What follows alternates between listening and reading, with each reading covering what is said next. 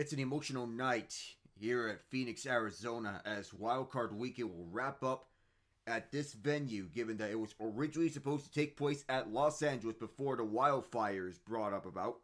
The NFL decided to move the final wildcard game from SoFi Stadium to State Farm Stadium. Back in Week 8, though, the Rams were 2-4 at the time and proved unkind hosts to the Vikings, who were then 5-1, upsetting Minnesota to help reboot their season and playoff aspirations. That reboot, as most are, buoyed by the return of Puka Nacua and Cooper Kupp, who missed 5 and 4 weeks respectively because of injury.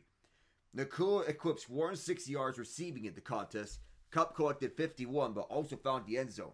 For the next 9 games for the Rams, a much healthier stretch of the previous 6, they dropped only 2 more games. By week 17, they clinched the NFC West.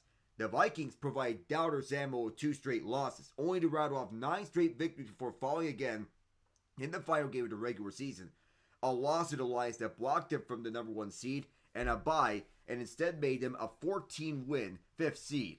Those pass converge ahead in the first round of playoffs. This time, the teams are set to play at the Cardinals venue because of multiple wildfires in the Los Angeles area.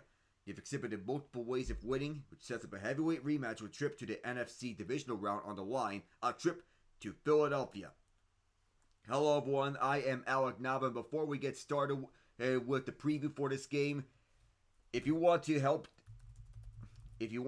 out with the wildfire donations, you can donate to the American Red Cross, or you can go to my.americares.org. Project Hope for California wildfire relief, it is secure.projecthope.org. And if you also want to donate to the Red Cross, you can visit redcross.org. Now as we go on to the preview of this game, is no easy turn going from a serious topic to the main preview of this game. This is the Vikings and the Rams. Winner will face the Eagles in the divisional round. 3 of the 4 playoff games have been set in the divisional round.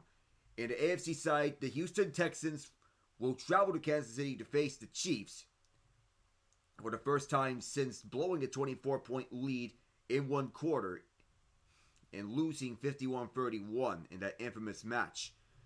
The Buffalo Bills will host the Baltimore Ravens. These two with MVP caliber quarterbacks in Josh Allen and Lamar Jackson, the 2 MVP frontrunners, Allen and Jackson. In the NFC, one matchup is already settled. That is the Detroit Lions and the Washington Commanders in the divisional round. The Commanders coming off a win over the Tampa Bay Buccaneers, their first playoff win in 19 years, when Joe Gibbs had his second 10-year as the Commanders head coach. And in the first Commanders' 12-win season since their Super Bowl winning season in 1991. So as we preview both teams, we begin with the Vikings and how they would look to catch up. Sam Darnold is looking for a bounce-back performance. He had his worst game of the 2024 season on the final game, but he played lights out before then, that he has a chance to make up for it in the playoffs. With a bye and home field advantage on the line in Week 18, the Vikings instead were sunk by Darnold dud, throwing for his lowest completion percentage, 43.9%, and passing yards, 166 of the campaign against the Lions, not even throwing a single touchdown. He was routinely late or high on throws, something of a rarity for him throughout his Vikings tenure under Kevin O'Connell and Wes Phillips. Begun for a potential bust at the 3rd overall pick to Pro Bowler under O'Connell, he had an otherwise extraordinary first year with the team, for 43-19 yards and 35 touchdowns, both 5th most in the league, and its 2.5 passer rating ranks 6th. For now, there's currently little reason to suspect that Week 18 was anything more than just a blip on the radar. Plus, Darnold was excellent his last meeting with the Rams, of a 128.8 passer rating, which is a career high before it bested again later this season. His response to failure still bears watching. Aaron Jones won't beat the Rams alone on the ground, and the offense functions best when Justin Jefferson plays at his very best. The Vikings need Darnold if they're going to make a deep run. If he ultimately becomes the reason they don't, the offseason storyline surrounding his future role for them or another squad could look amazingly different than it did a couple weeks ago. So secondly, it's about the Rams offense. If not for the late season defensive surge, the Rams might have been wildcard weekend spectators facing some uncomfortable questions. After a 44-42 Week 14 victory against the Bills that got the Rams as one of the most explosive teams in the league, Sean McVay's offense just fell flat. Over the next 3 games, all wins to cap off a 5-game winning streak that clinched the division, the average is 14.6 points. Their high-end passing, 189. Kyren Williams remained a grind-out touchdown machine in the backfield, but Matthew Stafford struggled to find production targeting anyone besides Puka Nacua. For 459 yards, 1 touchdown, 1 interception, and a 60.3 completion percentage. What about Cooper Kupp? He saw 3 targets in each contest after never falling below 6 this season, turning low usage into low results, 4 catches for 53 yards. McVay was also evidently as unfazed by the lows he was seeing, proving that by resting his starters in the regular season finale, rather than trying to work out the wrinkles, going all for it on the number 3 spot, maybe rest would be all the unit needed. The Rams just bank on that, especially considering that the Vikings were 28th against the pass but 2nd against the run, are mostly only vulnerable where the Rams have recently created. Third is a dominant defense versus a young and rising defense. Brian Flores' defense means business. Outside of being a bit of pass funnel, something of concern is Stafford and company quick into playoff mode. The Vikings are a terrifying defensive unit. They are stout at the front and brutal against the ground thanks to Harrison Phillips and Jonathan Ballard. Andrew Van Ginkel and Jonathan Grenard are one of only 2 NFL duos this season with at least 11 sacks, along with Danielle Hunter and Will Anderson Jr. of the Texans, helping Minnesota tie for 4th in the category. That's been a game in which the Vikings, tied for 1st in the league with 33 turnovers forced, haven't taken the ball away. In fact, they've matched multiple takeaways in 11 different contests. They've been dominant since the first day of the season, but the Rams defense is peaking and primed to make a statement of their own. Last time they met, the Rams youth movement was more used to getting moved. From the first 14 weeks, the Rams allowed 25.5 points per game, which is 24th for the NFL, and in Week 8 they were carved up by Darnold. But during the past month of action, they've allowed 13.5 points per game, 2nd best in that span. And the turning points be fueled by largely 1st and 2nd year players. The top 4 sack getters, Braden Fisk, 8.5, Kobe Turner, 8, Byron Young, 7.5, and Jared Verse, 4.5, were all drafted in the last 2 seasons. And rookie safeties Cameron Kinchins and Jalen McCullough share the team lead in interceptions with 4. And among NFL rookies, the Rams defense ranks 1st or tied for 1st with 312 tackles, 13.5 sacks, 30 quarterback hits, 5 forced fumbles, and 8 picks. This group is turning the corner at the right time. The important question is if they will deliver under the bright playoff lights. So as we go on to our starting lineups for this game, we begin with the visiting Minnesota Vikings on their starting 11 offensively. Sam Darnold under center. Aaron Jones is the running back. Outside receivers were Justin Jefferson and Jordan Addison. Slot receivers Jalen Naylor. The tight end is TJ Hawkinson. The offensive line from left to right, Cam Robinson, Blake Brandel, Garrett Bradbury, Dalton Reisner, and Brian O'Neill. For the defensive starting level of the Vikings, up front are Harrison Phillips and Jonathan Ballard. Edge rushers Jonathan Grenard and Andrew Van Ginkel. Inside linebackers are Blake Cashman and Ivan Pace Jr. Outside corners are Byron Murphy Jr. and Stephon Gilmore.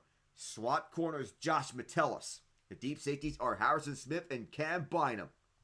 The kickers Will Reichard, punter Ryan Wright, long snappers Andrew DePaula, and the return men are Ty Chandler and Brandon Powell. For the Rams, they're starting 11 offensively, Matthew Stafford under center, Kyren Williams as the running back. Outside receivers are DeMarcus Robinson and Puka Nacua, with Cooper Kupp in the slot. The tight end is Tyler Higbee. The offensive line from left to right as we preview this offensive line. I believe that right tackle is solidified as Rob Havenstein, left tackle Alaric Jackson, left guard Steve Avila, center Bo Limmer, right guard Kevin Dotson, and right tackle Rob Havenstein. For the defense, the defensive line up front begins with Braden Fisk and Kobe Turner as the defensive linemen. Edge rushers are Byron Young and Jared Verse. Inside linebackers are Omar Spates and Christian Roseboom. Outside corners, Darius Williams, and Akello Witherspoon. The slot corner being Quentin Lake. Deep safety Cameron Curl and Cameron Kinchins. The kicker is Josh Carty. Punter Ethan Evans. Long snapper Alex Ward. The returnmen are Jordan Whittington and Xavier Smith. So we're getting close to the opening kickoff. So we get a recap of the playoff games that have transpired in the NFL. And that we begin with the Houston Texans and the Los Angeles Chargers. A game in which the Texans dominated, especially defensively. Justin Herbert got picked off 4 times in the Texans' victory. 2 of them from Derek Stingley Jr., 1 from Kamari Lassiter, and a pick 6 from Eric Murray, a former Kansas City Chief. C.J. Stroud went 22 of 33 for 282 yards, a touchdown, and a pick. Joe Mixon carried the ball 25 times for 106 yards, averaging 4.2 yards per carry, and a rushing touchdown to attest to that. Stroud's longest carry of this game was 27 yards, his longest run of the season. He finished the game 6 carries, 42 yards. Nico Collins had 7 receptions for 122 yards and a touchdown to add to that. No other Texan had over 35 receiving yards. Lat McConkey finished the game with 9 catches, 197 yards, and a touchdown. No other Charger finished the game with over 20 receiving yards. Darius Davis had a fumble and was since recovered. Tony Jefferson and Derwin James Jr. also recovered fumbles in this defensive matchup. John Mechie III, Joe Mixon, they both each lost fumbles. Stroud was credited of a fumble in which it was a bad snap from Jarrett Patterson. Stroud recovered it and then delivered a dime to Xavier Hutchinson, product from Iowa State. In the 32-12 victory, it is Scorigami in the Texans' victory. The Baltimore Ravens scored the first 21 points of their wildcard matchup against the Pittsburgh Steelers on the way to a 28-14 victory, and leading the way, Derrick Henry with 26 carries for 186 yards and 2 touchdowns. That's a per carry average of 7.2 yards. Lamar Jackson added 81 rushing yards on 15 carries, finished 16-21 for 175 yards and 2 touchdown passes, one to Rashad Bateman, who had 2 catches for 24 yards, another to Justice Hill. Isaiah Likely had 3 catches for 53 yards. Steven Sims fumbled the ball, he recovered it. This defense has only gotten better with the addition of Ardarius Washington onto the secondary, who replaced Marcus Williams. Nnamdi Madubuike finished with 2 sacks on the game, a pass defense, and a QB hit with a tackle for loss. No interceptions in this game to speak of for either side. Russell Wilson may not be what he once was, but he was nowhere close to the problem for the Steelers. 20-29 for 270 yards and 2 touchdowns. Turned around in the second half, especially with those moonshots. The run game was held in check, held to under 30 yards rushing. Najee Harris accounted for 17 of those rushing yards. George Pickens had 5 catches for 87 yards and a touchdown. The other touchdown was to Van Jefferson, 2 catches, 37 yards. And the Steelers have not won a playoff game since the 2016 season. You wonder if something's got to give. Even though the Buffalo Bills gave up the early touchdown on an Oregon connection from Bo Nix to Troy Franklin, that was all the Broncos really mustered. Special teams did have a field day though. Riley Dixon on a fake punt connected on a dot on the left side. But that was all that they could muster out of that one, as it was all Bills elsewhere. Broncos special teams was not the issue. They did pin the Bills back, but it didn't really matter. The Bills had a masterclass from Josh Allen and James Cook. Cook had 23 carries for 120 yards and a touchdown.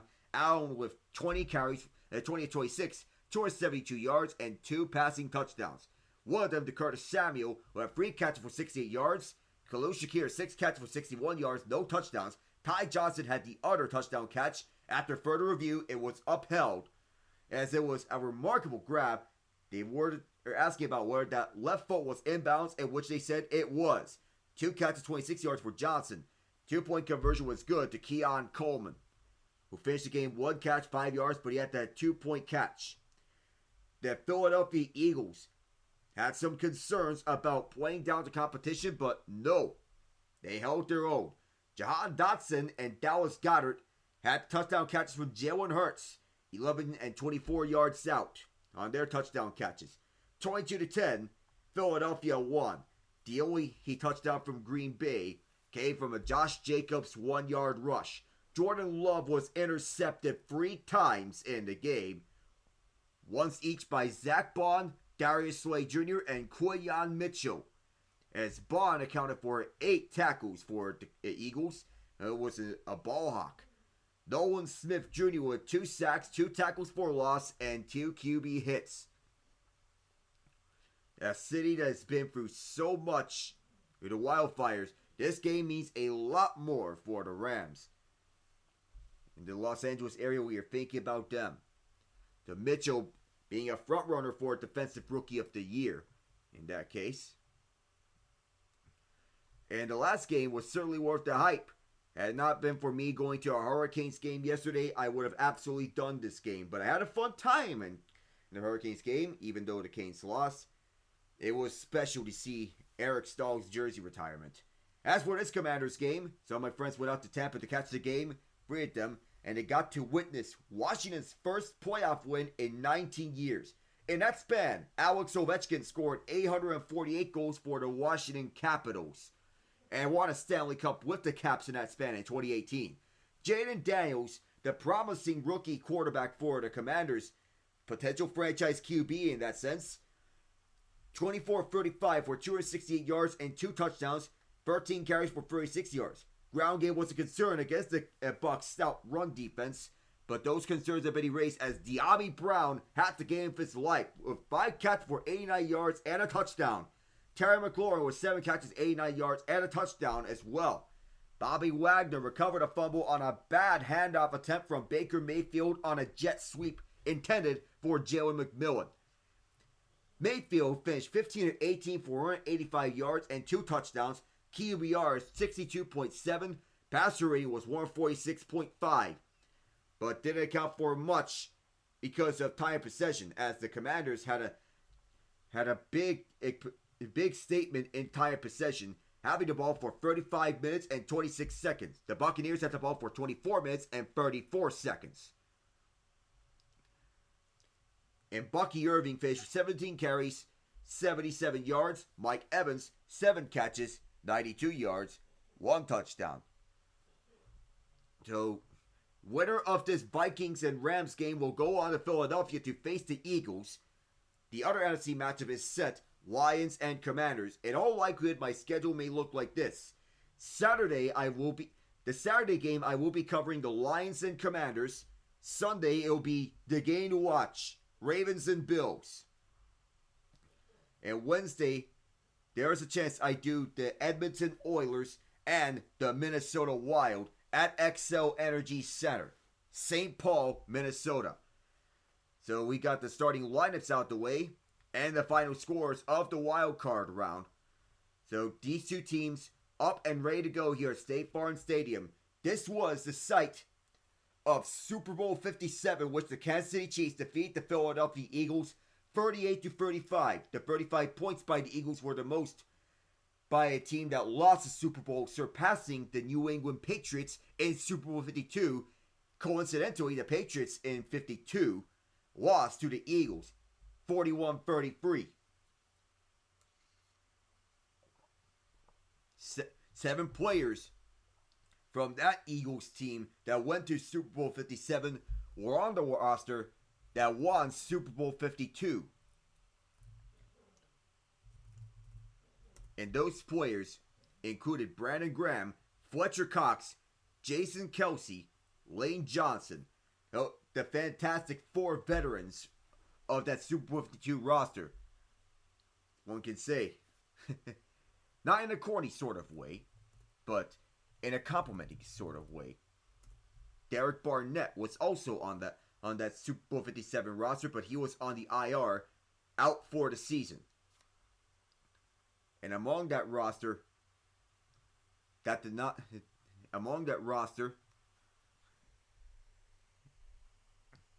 get onto the final game, there's a lot that has happened around as Sam Darnold is getting set to play his first career playoff game. Kevin O'Connell, in his second playoff appearance, in 3 seasons. His Vikings infamously lost to the New York Giants 2 years ago, in which the Giants finished 9-7-1. However, the Vikings, they made significant improvements. So, Ian, I see you're on your backup account here. How are we doing? Doing good, man. You know what? I'll just say adios to the main account and hope this one doesn't get hacked. Hoping for the best. Yeah, that's alright, though. You know, hey, Alec, I've actually got some, you know what I've been finding recently? There are, so you know what a VTuber is, right? Mm-hmm. I'm going to send you a couple of tags, because there are a few VTubers that do sports content. You know, maybe not someone to necessarily collab with, but, you know, something to people to interact with. Gotcha.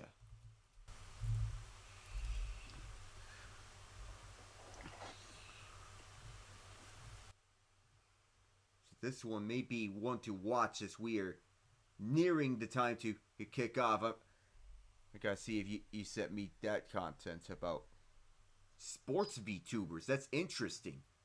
Yep, hold on a sec.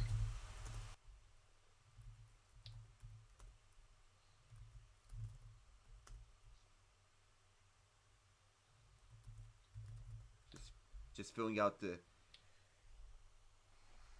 Here we go. Alright. You just send it to your direct message. Yeah. This person, she's a baseball VTuber. Baseball? Okay, so, yeah, I see that baseball is your primary sport, if I'm guessing. It's hers, actually. Turf. Oh, it's close enough because Kansas City is football and a baseball city. Yep. Interesting, because I was confused because you're heavy on the Royals as well. The Chiefs, of course, can't miss out on them. Man, you know, if you had told me back in 2012 that the Chiefs would be in the position they are now to become something, to do something that no other team has ever done before, I'd have told you were insane. But now here we are. Potential position for a possible three-peat. The road starts against Houston.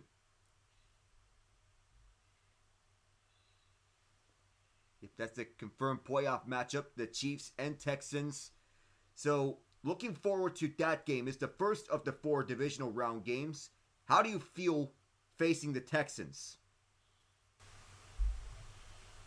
So what? So how do you feel that the Chiefs are facing the Texans in the divisional round?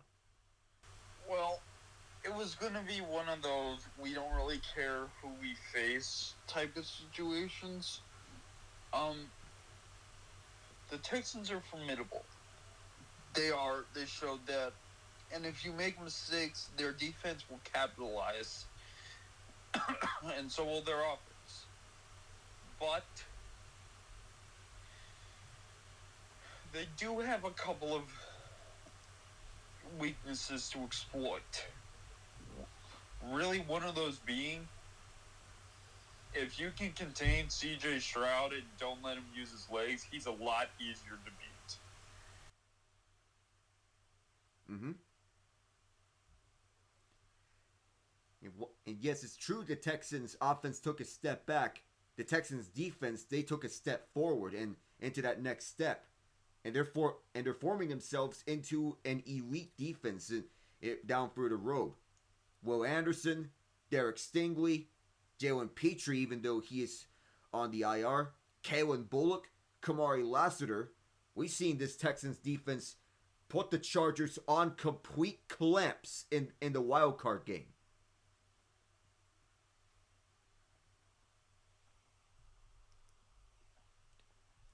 It's Andrew Whitworth. He is making a speech to this Rams and Vikings crowd here at State Farm Stadium. Former Super Bowl champion with the Rams. He is in close links with the Rams nowadays. Yeah. I would say for this game, I think I already said this after the Vikings versus Lions, but I'm going to reiterate it. For me, it's the Rams. I trust their experience over the resurgence of Sam Darnold. I see it that way too. We discussed this with John in Week 18 that we're honestly taking the Rams in this one because if you look at it this way, the Rams do have experience. Yes, the Vikings, they are a blitz-heavy defense, but they are susceptible to the pass. And if they're not careful, then Matthew Stafford is going to bite them. It's true the Rams' offense took a step back in the last 4 weeks, but also their defense was on the rise. This is a young, rising defense with Jared Verse, Braden Fisk, Byron Young, and Kobe Turner leading the way at the front four. And Cameron Kinchins is opportunistic at the secondary. He's their rookie safety. If the Vikings are not careful, then this can very likely be a trap game for the Vikings, which I see happening. It's going to be close, but I think the Rams get this one out based on Stafford's experience and the magic of Puka Nacua and Cooper Kupp. That's how I see this out. But speaking of our friend John Ott, we need to get him into space because, unbeknownst to me, his Red Wings have climbed back have gone from clinging to the edge with their fingers to full-on climbing this completely vertical cliff that they were on, and have now soared right back into playoff contention with what looks to be no move made whatsoever. And I would like him to explain.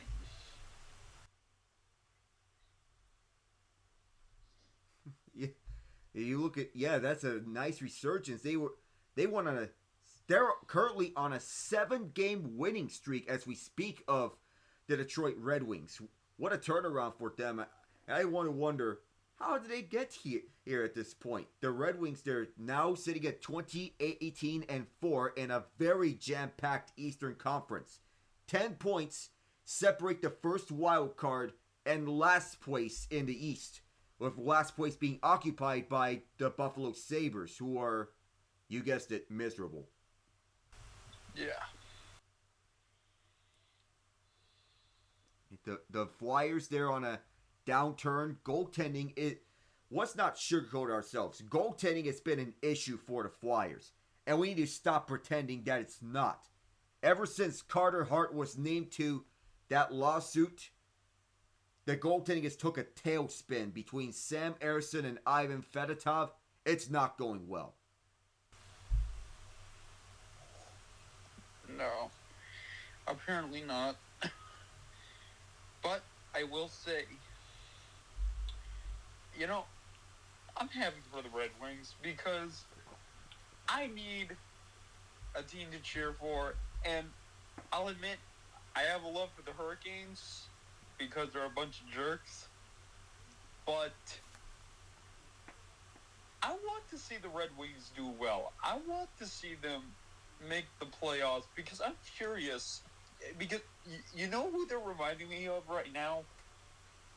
The 2019 Blues, who looked down on their luck and then just went on one hell of a win streak. Oh, speaking of hockey, I now have a new term. There is now a new term that we should use for screw-ups in hockey, Alex. If you know it, you know it. Let's hear it. Steve Dangle has another gem. The Maple Leafs bumble the puck all over the ice. What? Oh boy. Did you see his reaction to their last game against Canucks? I did not, admittedly, but You need to watch it. that is a dang it. This was... He did a 18-minute one-take video. One take. No edits. He was so mad. Oh my gosh. Oh, legendary crash out.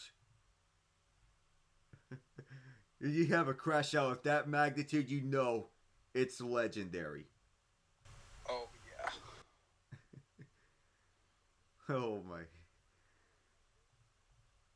Oh, yeah, admittedly, I am watching the Manning cast of this game.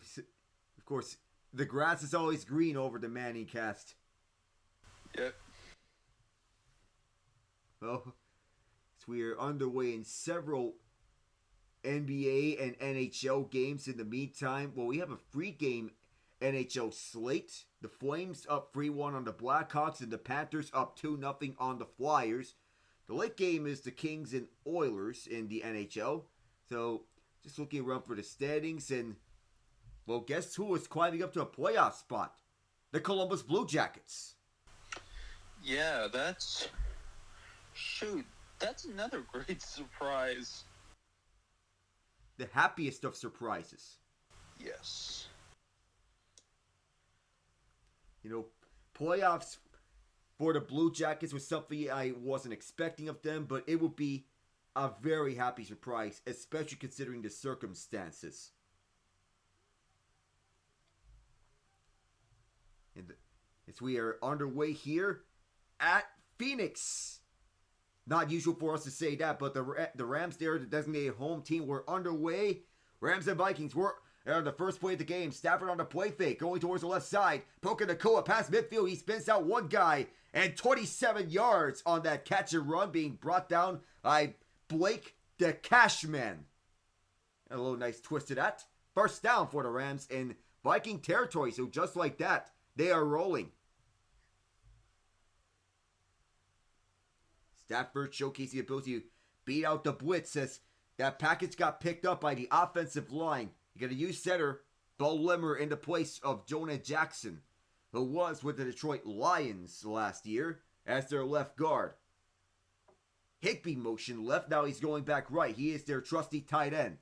Kyron Williams, first carry of the game, does not get any traction. It's just 1 yard, but nothing more.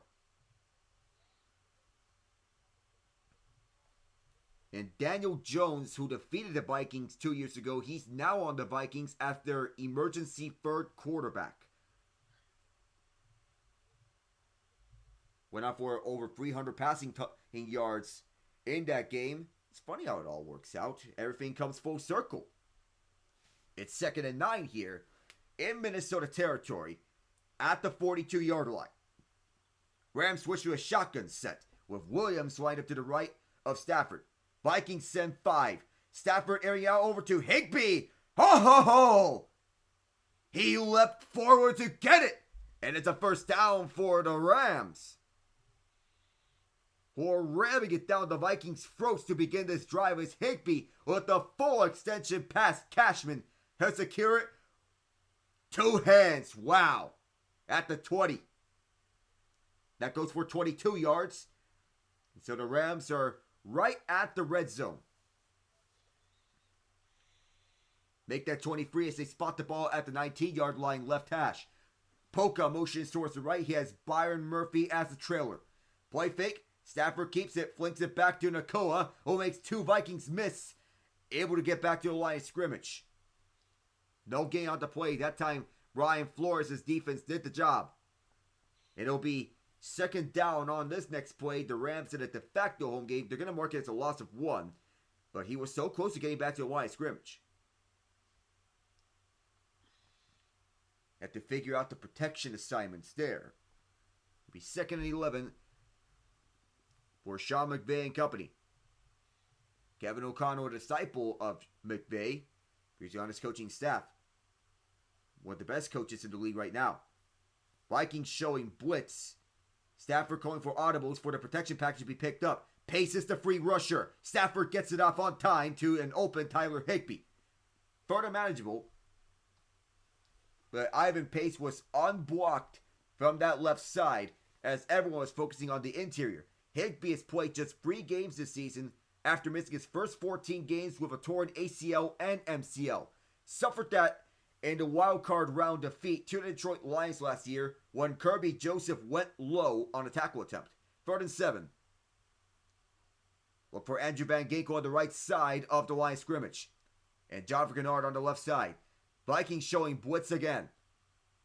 They're one of the more blitz-heavy teams in the league. Stafford trying to change up the formation, but the play clock runs out and he is forced to burn up his first time out. Good job by the Vikings on disguising a coverage that time around. They're completely fooling out Stafford. And a nice job of settling into the atmosphere for Stafford. He is locked into the moment. The Vikings really disguised that very well. They had Josh Metellus playing at the linebacker position. Usually he plays from the nickel slot or the deep safety spot. But Metellus is usually a nickel safety. Or, when he's not, he played the linebacker spot that time around. He does have the versatility, left and right. 3rd and 7 as they go again. Limmer's ready to snap it. It is a shotgun set. Trips to the right. 1 to the left. Stafford steps up as he gets the ball. Stafford flanks out to the left side. Does Williams have the advantage? Lunges forward. He does get the first down past Harrison Smith. Or does he? No. They'll mark him 1 yard short. As Williams, he tried to dive forward, but he stepped out. 1 yard short of the first down. They'll mark it 4th and 1 as Cooper Kupp was covered nicely in the end zone by Stephon Gilmore, a former Defensive Player of the Year. It's impressive that a corner would win Defensive Player of the Year. Sean McVay not shying away from going for it. The Rams are 32 of 38 on 4th down. This is 4th and 1. Motioning left is Puka Nacua. There is a jump. Jonathan Bullard got across, and that'll be a free first down for the Rams.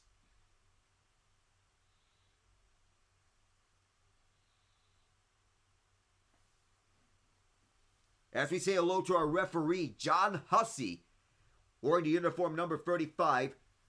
Our officiating crew consisting of Terry Killens, umpire, Dana McKenzie, down judge, Tom Eaton, line judge, Eugene Hall, field judge, Alan Baines, side judge, Matt Edwards, back judge, Andrew Lambert, replay official, Sabrina Brunson, replay assistant. Our alternate official is Alan Eck, who replaced Jerome Boger upon Boger's retirement. Stafford on a play fake to Williams, rolling out, going back to Williams, touchdown! The Vikings are in serious trouble, Alec. Being someone who was a big fan of Stafford when not many people were taking him seriously, I've seen this Stafford. I've seen this. The way he's throwing the ball, he's on. He's on his horse, and he's on a mission. He sure is. And that first drive proved it. As Williams, he got wide open in the end zone. Josh Carty nails the extra point. It is 7-0. 4 minutes and 38 seconds into the game. Stafford commanding this offense all the way to the pay dirt. 70 yards of distance. Williams wrapped it up with a 5-yard touchdown off a neutral zone infraction penalty on Jonathan Bullard. So we go to break. So you did mention about the Vikings potentially being in trouble. They are outstanding against the run, but it's an entirely different story against the pass. Yes, they can get takeaways, 33 of such on the season, which is tied for first place with the Pittsburgh Steelers. However, if you're not careful, and if you face the type of quarterback that can have the capability to dissect you, in this case Stafford, then yes, the Vikings are in trouble. Oh. Okay.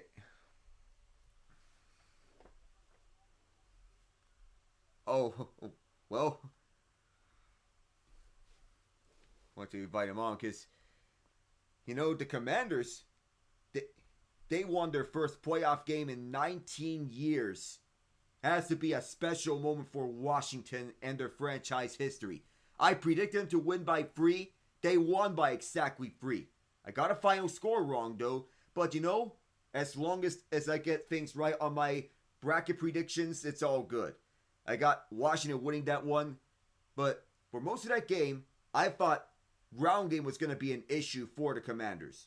But they alleviate that concern with how Jaden Daniels was slinging the ball. I gotta say, for the Bucs, Todd Bowles is basically Dick LeBeau Redux. A great defensive coordinator. Terrible head coach. And that game clock match on the last drive proved it. Oh, yeah. I mean, and truthfully, when you look at that game, Baker Mayfield made one critical mistake. One. But other than that, if you look at the box score, except for that fumble, you could say he was near flawless. Yep, 15 of 18. And it would be a near perfect game for him had it not been for that botched handoff to Jalen McMillan on the jet sweep. That was Mayfield's only mistake. Yep. So we'll see what the Vikings can do.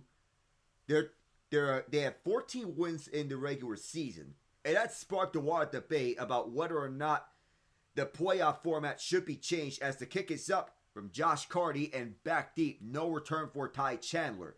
It sparked a lot of debate about playoff format, whether it should be changed or not, and whether division winners of terrible divisions should be rewarded with a playoff berth.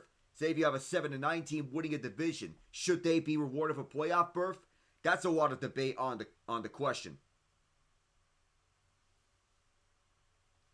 And the Manning brothers, they're welcoming in Bill Belichick as their first of the guests here on the Manning Cast. Jared Allen is set to be the other guest on the Manning Cast, as Sam Darnold hands off to Aaron Jones on the right side. He got nothing. Blown up by the rookie Omar Speights out of LSU, who's roaring in like a tiger. Loss of 1.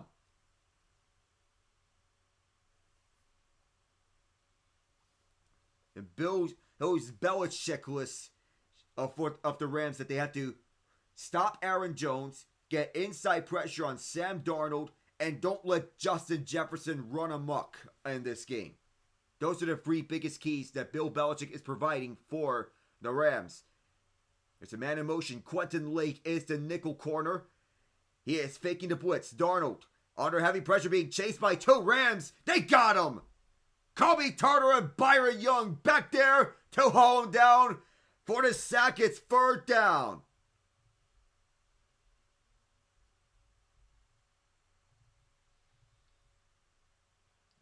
Already, the Vikings being backed up. It's a loss of 10. The first 2 plays going for negative yardage. This is 3rd and 21 in the de facto home game of the Rams. So, bright lights. Nailers lined up as a slot receiver. 3 guys to the right and 1 to the left. Shotgun set with Jones to the left of Darnold. Here he is in the pocket, slinging out towards the right side for Jay Jettis. Right around the 30-yard line, crowded by many Rams. They did not give him any room, and it's a quick 3 and out for this young, opportunistic Rams defense that they have forced. We thought this was going to be a clash of good defensive teams, but the Rams' youth showed there. It's 4th and 9, and Ryan Wright, this young stud at the punter position, is set to kick it off back to Xavier Smith. Kick is on its way. It got booted from the 20-yard line, and Smith is back deep at the 13-yard line. Did not call for a fair catch over the 20-yard line, down at the 21. Talk about a 9-yard return.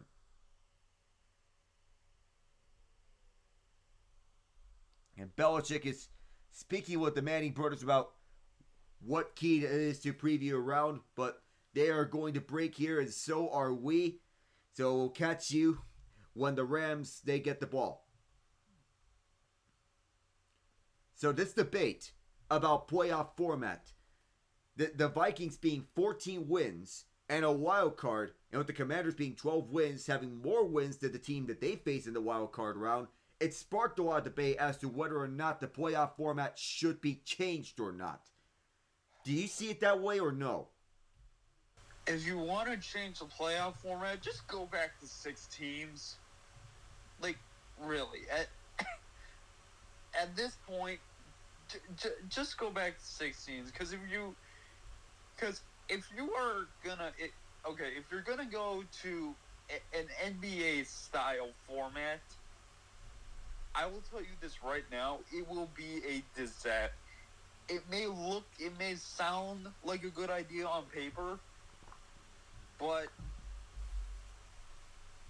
what it would do, to be totally honest, it would probably increase the likelihood of tanking. Because if you take away divisions, that just means there's going to be one. If divisions don't matter, you could have an entire division just tank. Because what's the point? Not saying I disagree with you, but nonetheless, we basically had a tank division essentially in 2020 and Washington won it with a 7-9 record. There was also that one year in which Carolina won the NFC South, a 7-8-1 record. They did win a playoff game. That NFC South division was basically a tank division in 2014 when the Panthers, they won a playoff game against the Cardinals. The Carson Palmer, in fairness, he was injured, but in the playoffs, there is no to be fair. Yeah. Oh. And truth be told, again, my gripe against that is this: just win. You know, for teams that win a lot but get the lower seeds, win your division. There you go. For the case against changing this playoff format. Yeah, I'm against it. Truth be told, I didn't like the 7-game idea, but I went with it because, well, what else are we supposed to do? Oh, then again, that 7 seed brought us absolute hilarity last year when the Packers, they smacked the Cowboys and caused them to go on a tailspin. That was funny. That was the funniest part of this season, as we have another first down at the 45-yard line. The Rams got one play off, and that was a gain of 20-something as Stafford flings it out to the right side for Higbee. Higbee dodges the defender. 1-4 for the first down, about 12 yards on this catch and run. It was 23 yards on the deep pass to DeMarcus Robinson on the right side. But on the high shot, Stafford fighting Robinson, another former Kansas City Chief.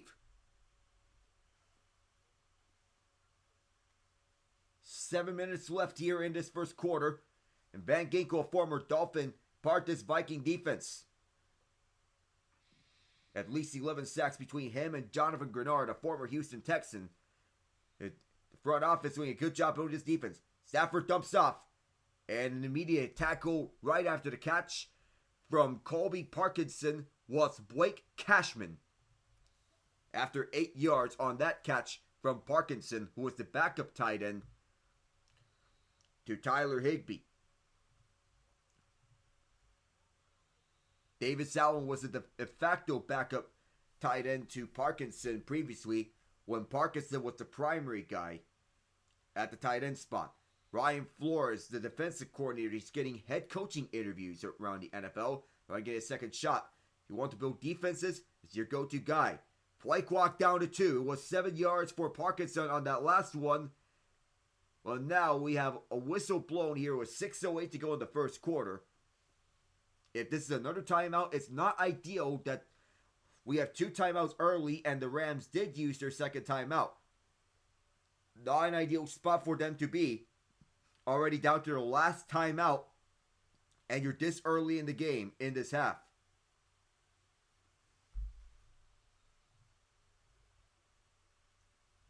Only score being a 5-yard receiving touchdown. Williams from Stafford. And Stafford's a perfect 9 of 9 for 104 yards and a touchdown to speak of.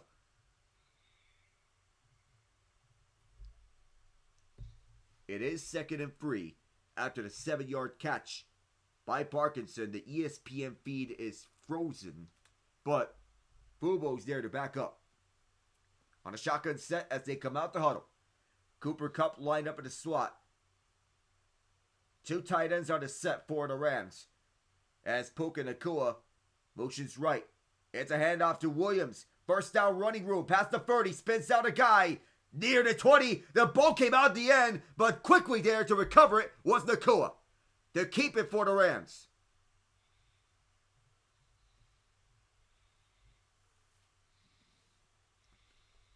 There's no problem there, but they have just ruled that Williams went down by contact at the 21-yard line. His knee was down as the tackle was being made by Jonathan Grenard. But no, the ball came loose. However, Puka picked it up right on cue to help out Williams. Single back set, Williams in the backfield. Motioning left is Nacua. It's a fake jet sweep and a play action. Higbee on the catch. Has an entourage towards the right side. Higbee trying to get the first down. He may be close. Flags fly in at the end. It was after the play, so this penalty is a post-play penalty. Probably unnecessary roughness. So no matter what, the down will count.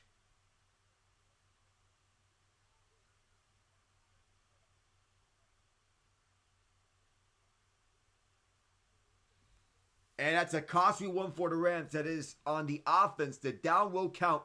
Bo Limmer, the center, committed unnecessary roughness on Andrew Van Ginkel, who shoved him down right well after the play was over and Williams is finding a running room. As he spins out 2 guys before going down from Grenard.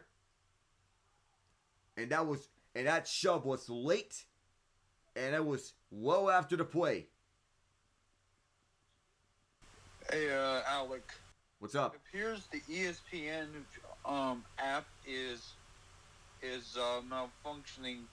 Could you tell me what quarter are we in right now? We still in the first quarter? Yes, we're still in the first quarter. 4:47 left to go after an incompletion. Clock is stopped. So, 4:47, it's 3rd and 16. Right after that penalty on Limmer. And that's a bad one to take. We're seeing Brian Flores previously, who was part of Bill Belichick's coaching staff as the Patriots defensive coordinator during the Super Bowl win in Super Bowl 53. Vikings have several defenders way back. Stafford going short here for Higbee. Nowhere close to a first down, but it will set up the Rams for a field goal from Josh Carty. Clock is running, 4:35, and still running. It is 4th and 5, they say. So it was 11 yards in that catch and run. Carty is 29 of 34. Make his last 13 field goals this season. Longest has been from 58 yards out. This is a straightaway kick, and it will be positioned at the 24-yard line. It'll be a 34-yard attempt. Long snapper Alex Ward, holder Ethan Evans. Kamu J. Hill instructing the defense to get up. But the block timing was way too late, and the kick is good. 4:01 to go here in the first quarter, and Carty has given the Rams a 10-point lead early in this game. So we're stepping away, going to break. Yeah, so I don't know what ESPN's deal is with the app malfunctioning, but nonetheless, it is a 10-0 lead. The last play that they've shown here on the ESPN app was the deep pass to Demarcus Robinson that went for 23 yards. That was the last I've heard of it. And the Flyers are on the board. So we go over to goal scoring between the games at Chicago and Philadelphia. At Chicago, after one period, Michael Backlund with the latest goal for the Flames. Jacob Pelletier up to 3 goals on the season. Pelletier from Cairns and Pahal. As we are going over the box scores for each side, Jacob Pelletier being assisted by 86 Rory Cairns, who's now picked up his first assist of the season. Braden Pahal his second this season. And for Chicago, the goal scorer being their young defenseman Louis Crevier, 46 in red, from Lucas Reichel. It's Pelletier from Kevin Ball and Rory Cairns. So Cairns has his first 2 assists of the season. And Backlund from Matt Coronado and Blake Coleman to get the Flames a 3-1 lead at United Center. Florida Panthers up 2-1 on the Philadelphia Flyers. The Panthers' goals came in the first period. The Flyers were the latest one to score. They're at the end of the second period. Sam Reinhart shorthanded, unassisted, his 26th of the year. And Uvis Bolinski's, his second of the year, from Evan Rodriguez and Nate Schmidt. The goal scorer for the Flyers is Ryan Paling from Garnet Hathaway. Those are goal scorers. Kings and Oilers at 9:30. Yeah. Man, I gotta tell you, other than, I'm not really intrigued by anything on the NHL side tonight.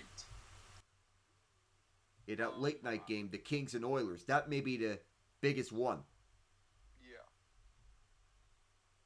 And as you saw on my tweet, that the 1-for-8 playoff format brought more unpredictability into playoff matchups. I get the NHL's reviving division rivalries as this kick goes for a touchback. I get the NHL's reviving division rivalries, but you got to go back to the 1-through-8 playoff format if I'm the NHL.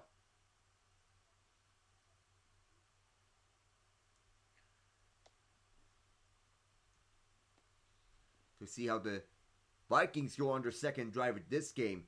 Down by 10. First career playoff start for Sam Darnold. If this moment is too big for him.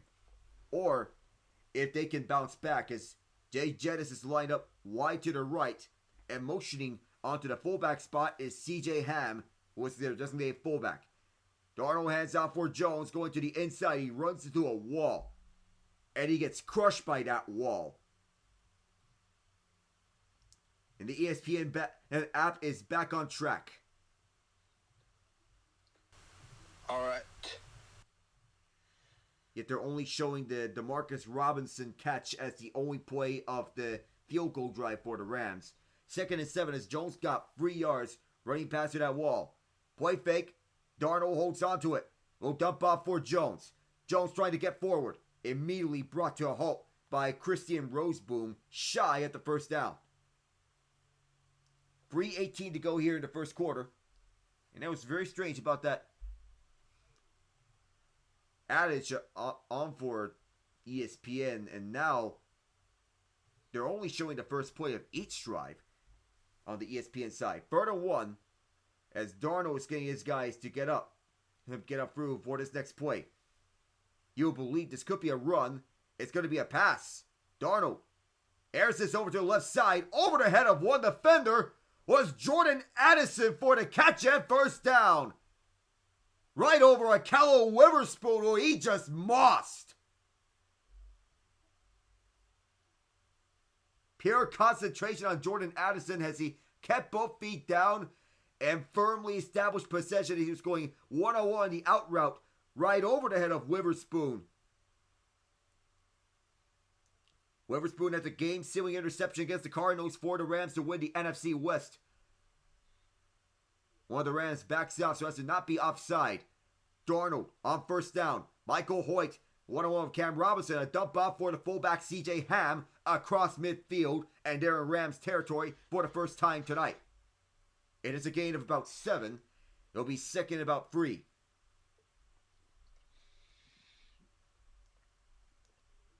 They'll say 8 yards on that catch and run for Ham. It's 2nd and 2. And just 2 years ago was a battle of first-year head coaches between O'Connell and Brian Daboll. Darnold airs it out to the right side of the field for an open man. And getting forced out viciously was Justin Jefferson. They are near the red zone. Deep out route that time around worked. And the Vikings are rolling and getting onto their rhythm. A blown coverage on the right side, and Justin Jefferson took full advantage, catching at the 25 before being forced out at the 24.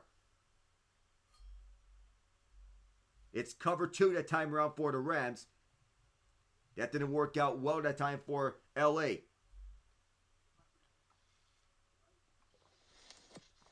.107 to go here in the quarter. On a shotgun set. Fake the handoff as Darnold holds on to this one, trying to get away from the pressure and cannot. The Rams get to him for the second time tonight, and it's Kobe Turner again. Darnold is a pocket passer, but that time he held on to the ball for too long, and Turner took full advantage as he blew right by Dalton Reisner, the right guard. There were several options to be had, and Justin Jefferson was one of those guys who was open. But the time ran out for Darnold to react, as Turner was there in an instant. Rams rushing forward this time around. Darnold finds a safety valve in DJ Hawkinson, who had a very quiet night last week against the Detroit Lions, his former team. This catch will likely be the last play of this first quarter. The Vikings don't have to run anything here on 3rd and 10, unless they want to get greedy with it, unless they want to draw the Rams offside. Nobody's falling for the hard count, and there you have it. That ends the first quarter with nobody on the Rams falling for the hard count. And it ends with the Rams leading 10-0, but the Vikings are at the edge of the red zone. However, they're facing a 3rd and 10 to begin the second quarter when we come right back.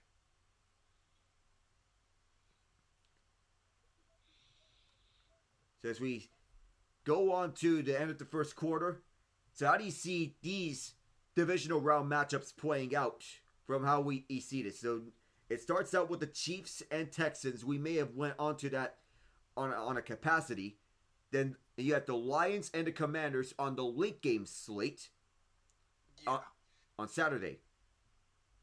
How do you see that rolling out? Okay, so the Texans are a tough bout. They're going to put a fight.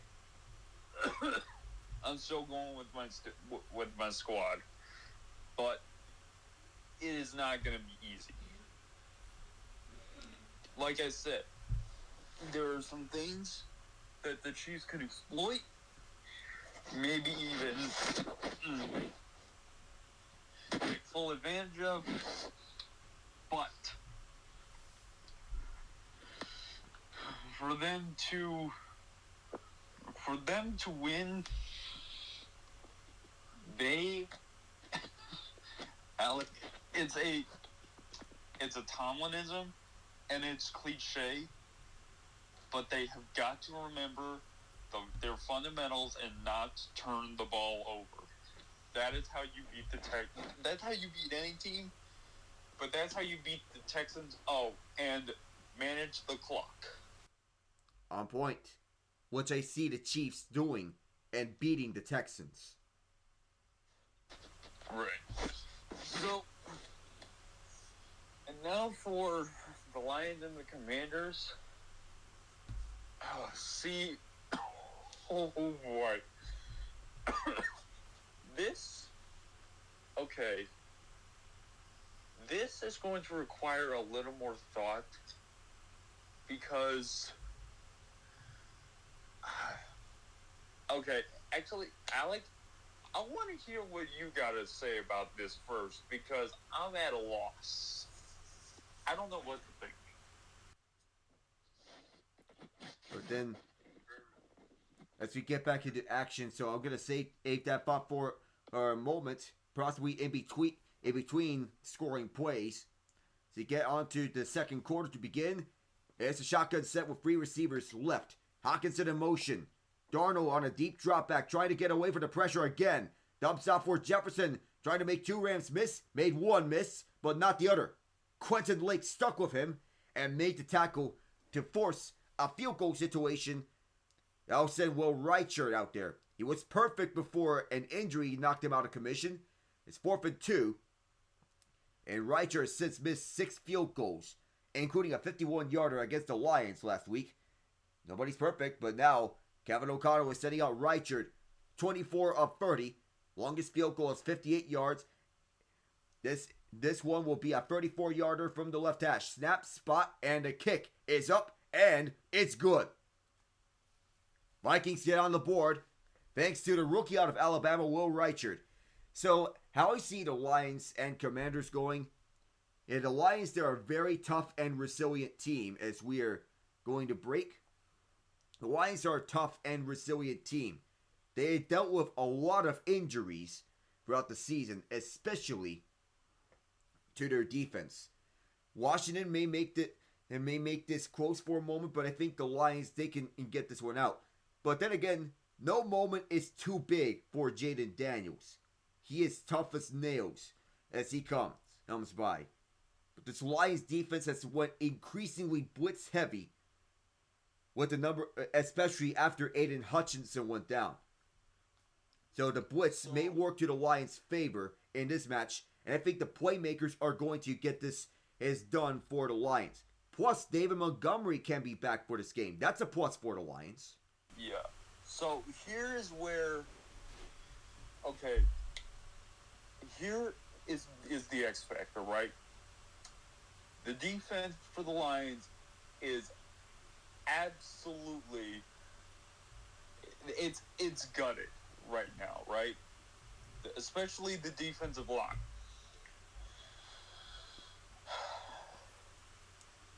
I feel like, you know what? The Lions may have the most experience, but I cannot rule out the Commanders. I think the Commanders have the edge simply because of Jaden Daniels' legs. He is lethal with his legs and with how... Now, if they find a way to contain him, obviously it will be a bigger issue. But if Jaden Daniels is allowed to run, the Commanders, not only do they have a shot, they win. If Jaden Daniels runs well, they win. There's a possibility for a Commanders upset, given the litany of injuries of the Lions. It's a bummer, really, knowing that the Lions, they're a popular Super Bowl pick, but sadly, I just don't see it happening with the Lions this year. I think this year, it may be either one of these teams. Ravens, Chiefs, or Eagles. That's who I see realistically. I don't think Buffalo gets it. They have questions defensively, and Josh Allen is, for as solid as he is, can't do everything on his own.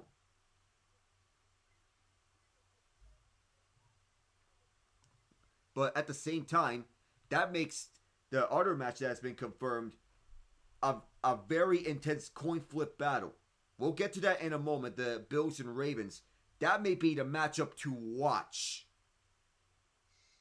It will be. Because you got 2 MVP candidates against one another. Will Reichert kicking off. Jordan Whittington and Xavier Smith are the 2 return men back deep. No return taken here. But as Smith goes to a knee and Stafford will be back up. It's back out there. Well, the NFL just uploaded the highlights of the Texans-Chargers Nickelodeon cast. And it does have some wacky moments among the SpongeBob crew. Doodle Bob going about. It even and even handsome Squidward in the crowd. Oh, Jesus. I'm surprised they didn't put Sonic and the gang out there, considering he is affiliation with Paramount, and Stafford lose the ball. It's picked up by the Vikings. It's will be ran back for a touchdown by Blake Cashman. Oh, we have a ball game again.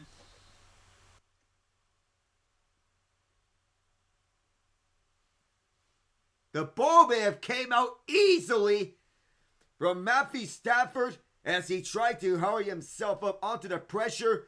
Jonathan Grenard and Harrison Phillips were both there as Stafford.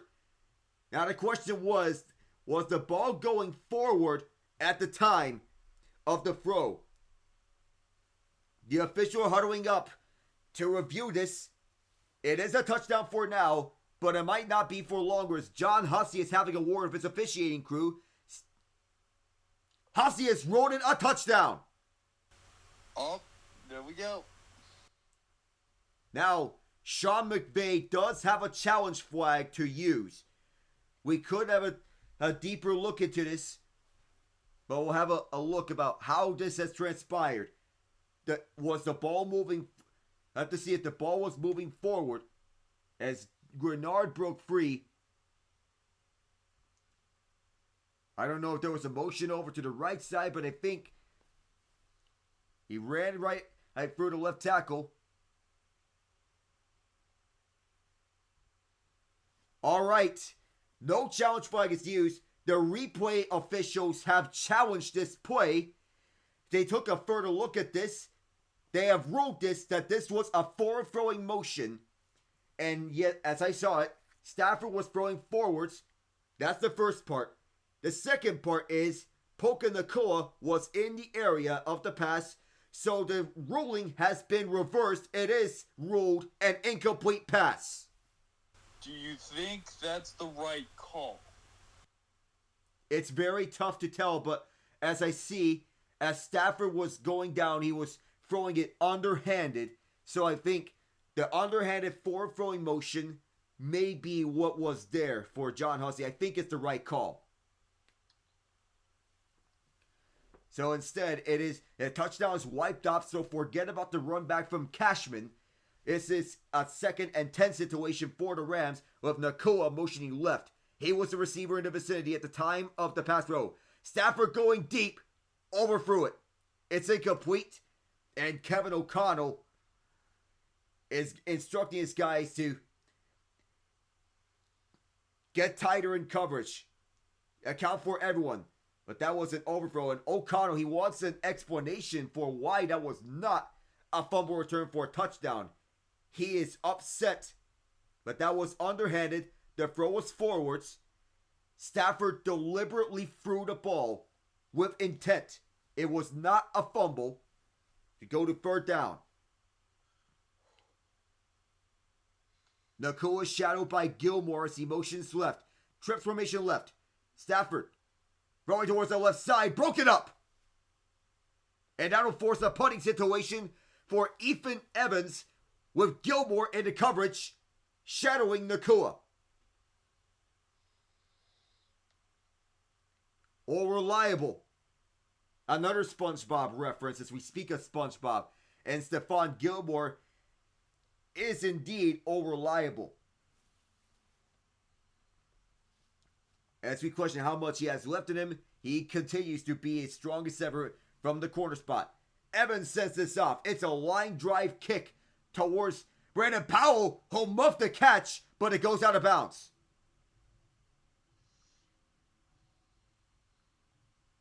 That pressure may have gotten to them, and so it'll be an official timeout. The ball is out of bounds. This drive ends with a punt, and so we go to break. It's 47 yards. Powell muffed it, but the ball is out of bounds at the 27-yard line. That's where the Vikings will start their next drive as we go to break. So as for this last game, for the moment, as the Eagles are waiting for whoever wins this game. So for the moment, we'll go to Ravens-Bills. I want to hear your opinion on this, Ian.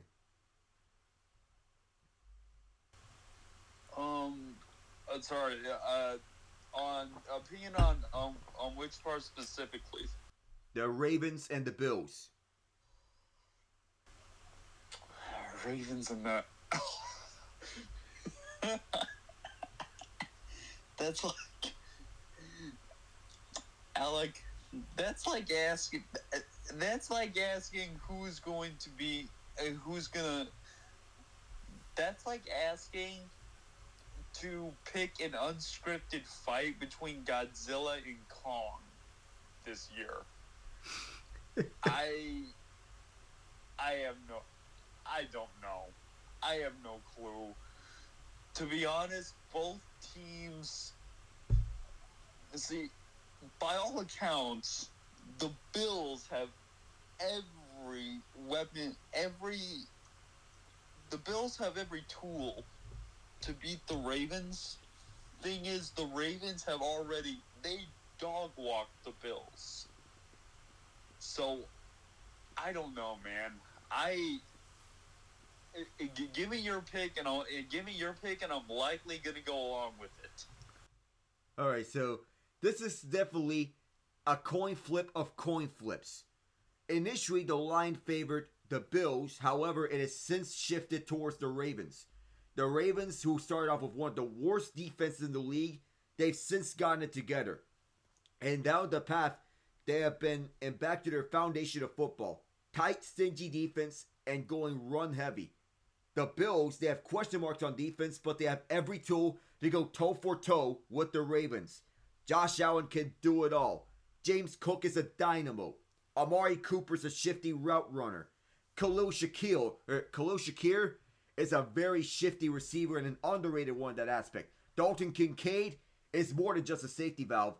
So I guess my pick is going to have to be delayed a moment, but we'll get to that in a moment as Aaron Jones is going to take off towards the left side and get a first down to 40. 13 yards worth of such for Jones. So, also consider the fact that this is at Buffalo. The Bills have yet to lose a game at Buffalo this season with their starters fully healthy and playing. Their one loss came when their starters were resting at home, which can just throw that one out the window. Right. So, when you don't account for that game against the Patriots, the Bills have not lost at home. Toss play. Jones, up the seam, middle side, 7 yards. It was brought down by Michael Hoyt. But that was back-to-back good runs for Jones. His first year with the Vikings after spending his first 7 with the Packers. So, this crowd's going to factor in onto the noisiness and boisterous part. But you know, it's going to be tight. But I think this has the makings of an overtime game. I slightly lean towards the Bills, but I'm not confident in my pick. Yeah, man, it's one of those. It's one of those It's one of those games where you turn off the lights. You have both teams' graphics flash in and out, and then you pull out a revolver, put one shot, and that's your pick. You're basically playing Russian roulette in this case, but that's a monster loss for the Vikings as Darnold went backwards and got sacked for a loss of 12 on a quarter blitz by Kobe Durant. So what was 1 second and 3 turns into 3rd and 13. They have to hurry up. Play clock is at 1. Darnold rushing his guys. They just got the play off. Darnold looking well protected towards the left side. Too low. Could have been there for an interception from Cameron Curl, but it's been all Rams in this first half and another punting situation for Ryan Wright. Justin Jefferson was also there in the vicinity, but that throw from Darnold was off target. It was closer towards Curl than it was to Jefferson. Wright is the punter. Smith is the returner. Long snapper is Andrew DePaula. He's been a journeyman long snapper. Found a home here in Minnesota. Snap, and now the boot from Wright. Well, he might have been hit. Ryan Wright might have been hit as this punt will sail towards the end zone. Flags are down back to where Wright was taken down. The question was, is this running into the kicker or roughing the kicker? Jake Hummel was right in on him. Let's see. Did he hit the plant leg? That's an automatic indication of roughing. Hummel was deemed to have hit the feet of Wright, and so this drive is still alive. It is an automatic first down and 15 yards for the Vikings. Personal foul, roughing the kicker.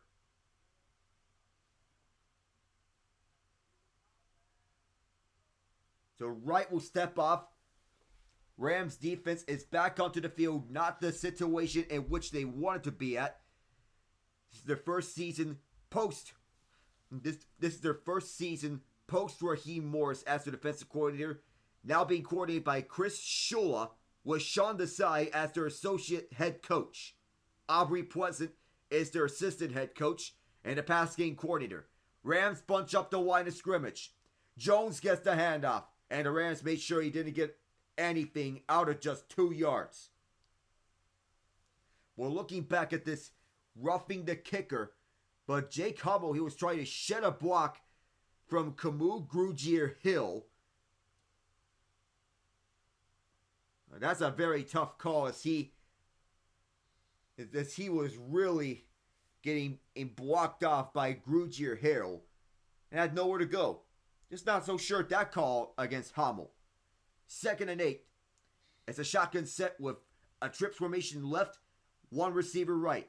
Darnold quick screen to Jefferson, immediately shoestring. The play was blown up by Akello Witherspoon. Last week, Jefferson was locked up by Amik Robertson, his high school and longtime rival.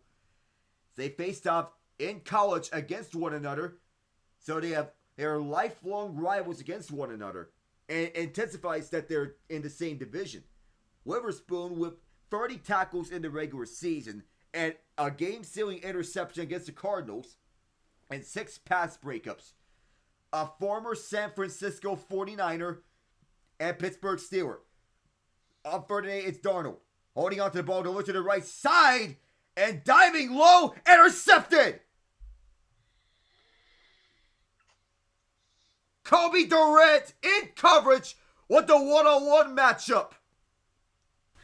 You know what? I think in a cruel twist of fate, I think Jordan Addison might have saved that interception for Durant. I think his body pushed the ball to Durant's stomach and allowed him to get firm control of it with his hands. It feels like Durant was playing more receiver and Addison was playing defender that time around in a funny role reversal. But Durant, he read the coverage and jumped the route on former Pitt receiver Jordan Addison. But everything has gone the Rams' way so far in this first half. Well, Hummel got a roughing the kicker penalty, in which he thought he should have. Well, no problem. Kobe Durant's going to make up for that.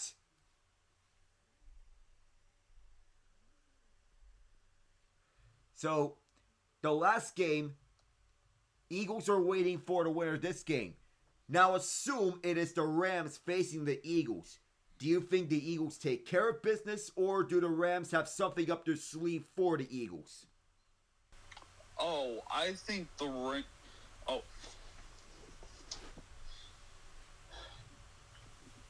key for the Rams is containing Saquon Barkley, and here's the thing: if the Rams get up early and they turn this into a shootout, the Eagles cannot keep up. I don't trust Jalen Hurts to outgun Matt Stafford. It's going to be a ground battle for the Eagles. But for the Rams, it's slinging it. assuming it goes that way. So, do you still see the Eagles winning it or the Rams upsetting the Eagles?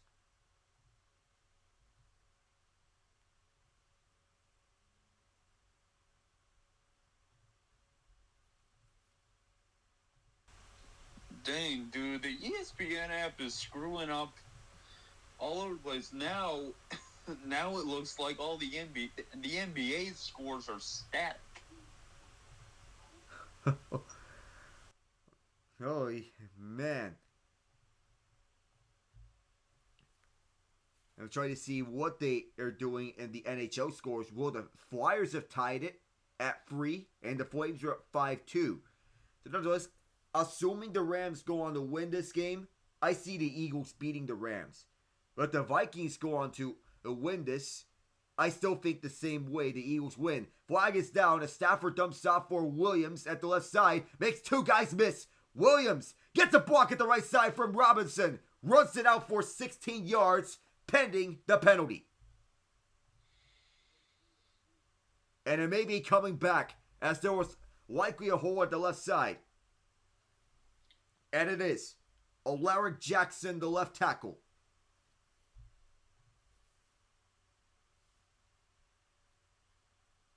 Clearly grabbed onto Harrison Smith, the longtime stalwart, and caused him to feel a little uncomfortable and impeded with his progress on getting to Stafford. Not a way you want to block off a defender.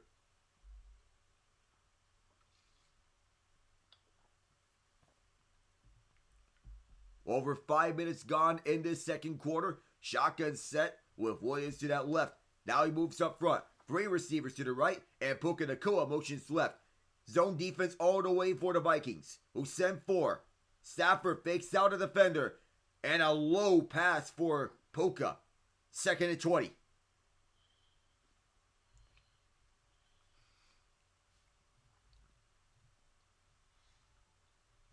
You already have the schedule slots lined up.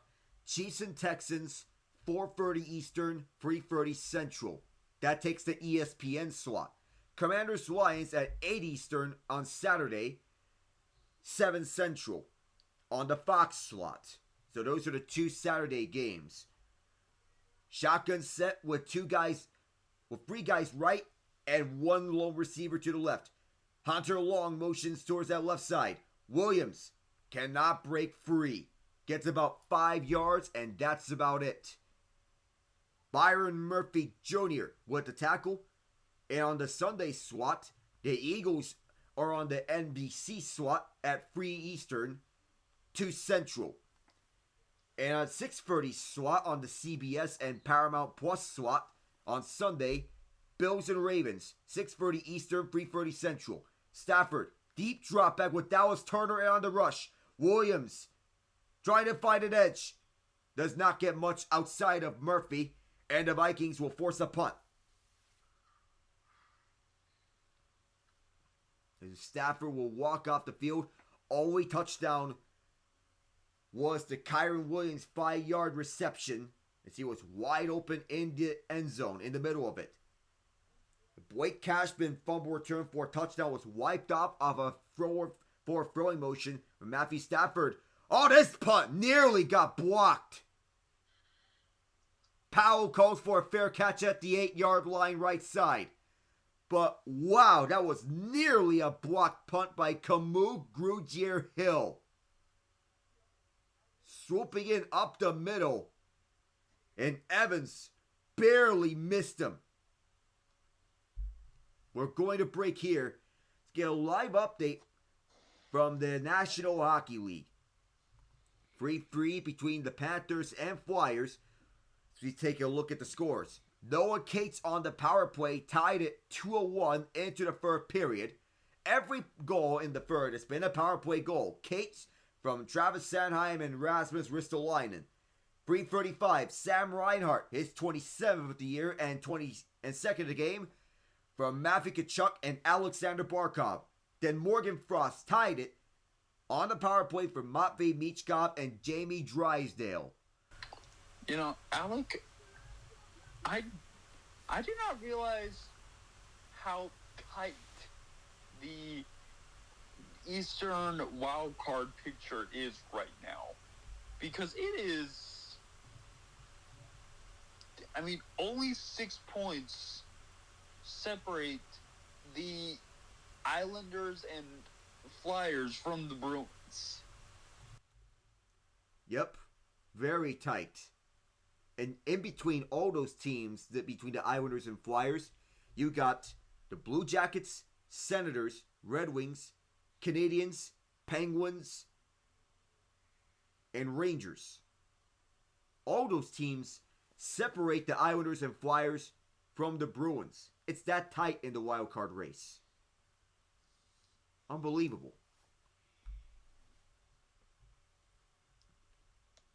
And also, as you look at it, it's surprising that the Blue Jackets, Senators, Red Wings, and even the Canadiens are in position to potentially get a wild card spot in the East. That's the big shocker, Ian. Oh yeah, and I can't tell if it's because the Eastern teams we are seeing a bunch of Eastern teams surge with new talent, or it is because the wild card teams are collectively weak. I can't tell. Me neither. Then you have the Lightning, who have 49 points, yet have 4 less games played than the Bruins.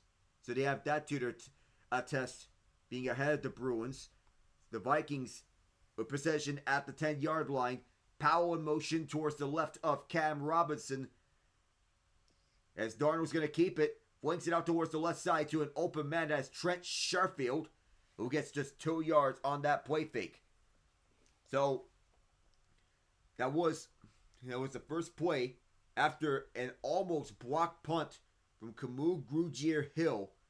Bill Belichick is explaining about that Super Bowl the Patriots won over the Rams, Super Bowl 53, in one of the most honestly boring Super Bowls of all time. It was defensive, but it was rather boring. Just 1 yard on that catch from Sherfield, 2nd and 9. Sherfield previously played for the Arizona Cardinals in a previous stint. On the carry, it is Jones, wrapped up by Young. 5 yards or 6, it all depends on that spot. So you go to the Patriots defeating the Rams in Super Bowl 36 with Adam Vinatieri hitting a game-winning field goal as time expired from 48 yards out. This turned out to be the final game called in which Pat Summerall and John Madden were paired together.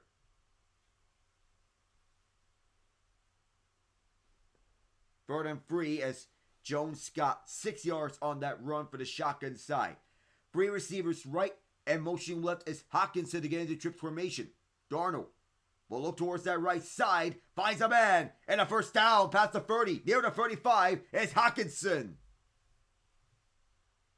16 yards as he was wrapped up by Darius Williams.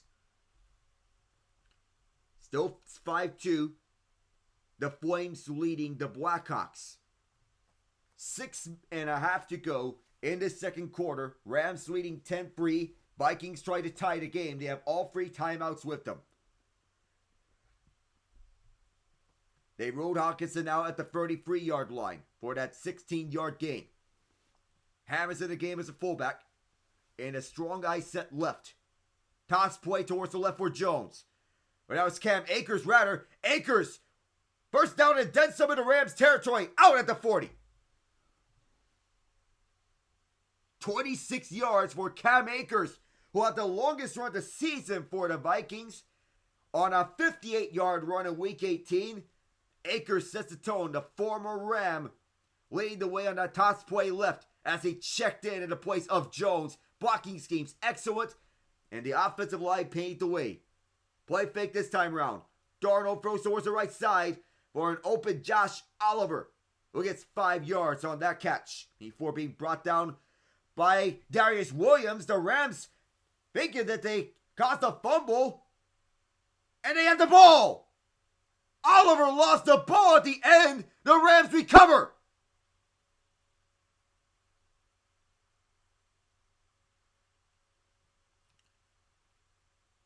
The question now, was the knee down by contact in which there was movement on the ball?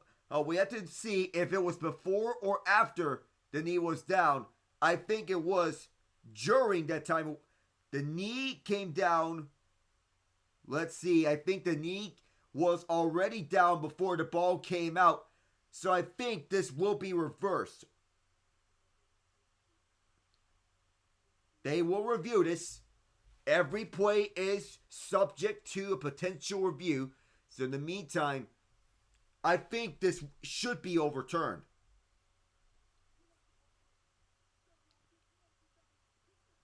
Flames and Blackhawks coming to the end of the second period. So we have the second period goals in store. Jake Bean from Yegor Sharangovich and Jacob Pelletier, who was having himself a nice game with 2 goals and assists. Connor Bedard on the power play from Seth Jones and Teuvo Teravainen. And Yegor Sharangovich short-handed, assisted by Jonathan Huberdeau.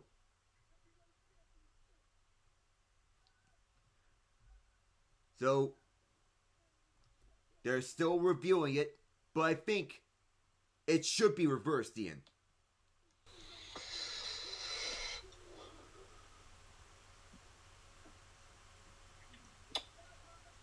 I agree. Yep, the knee was down before the ball came loose. So ESPN is showing that the play is going to be reversed. Let's see if John Hussey's crew agrees with that. I think box score indicators can show that.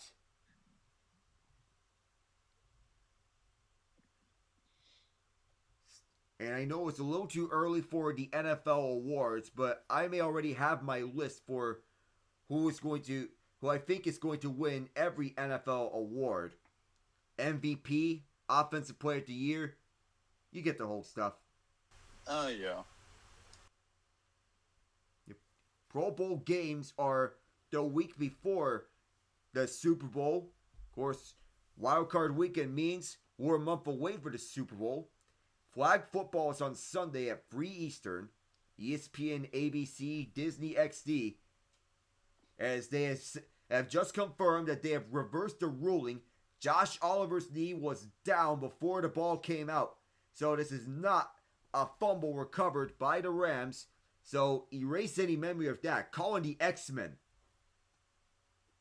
Single back set for the Vikings as Oliver is back onto the bench. Run to the left for Akers. Gets nothing. Quentin Lake was right there in an instant and brought him down.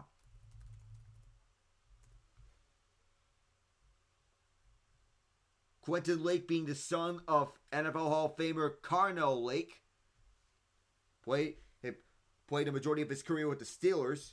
And Quentin's making a name for himself on this Rams defense. A young and promising defense. 3rd and 7 as Lake this season with 111 tackles and 2 sacks. If you don't get the first down, probably you can go for a field goal. Oh, that snap took a long time. Should be delay of game as Darnold lost the football. It's scooped up by Jared Verse. He could get all the way. Has only 2 guys to beat, and he will go.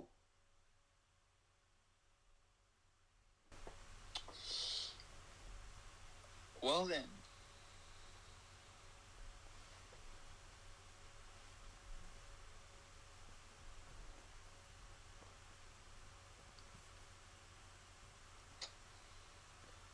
You know, Alec, there's one other thing I forgot to mention.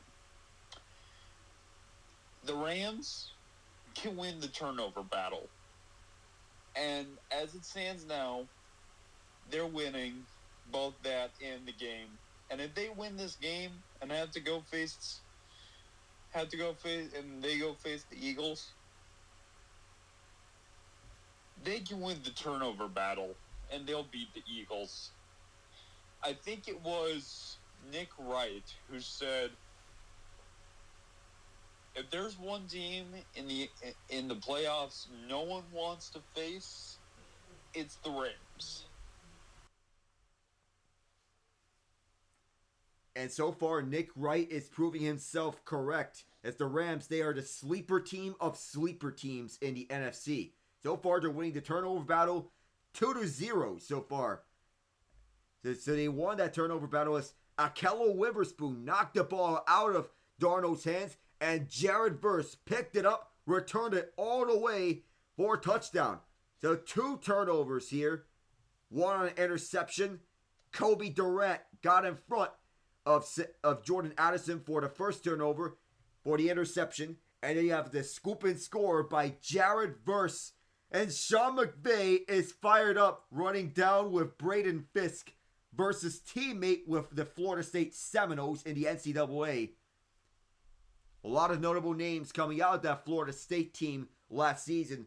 Verse, Braden Fisk, Keon Coleman, Johnny Wilson, and Jordan Travis. And somehow the Rams got 2 of them. Verse and Fisk. Coleman, of course, with the Buffalo Bills. What was that? It's just amazing because Verse was the first round pick.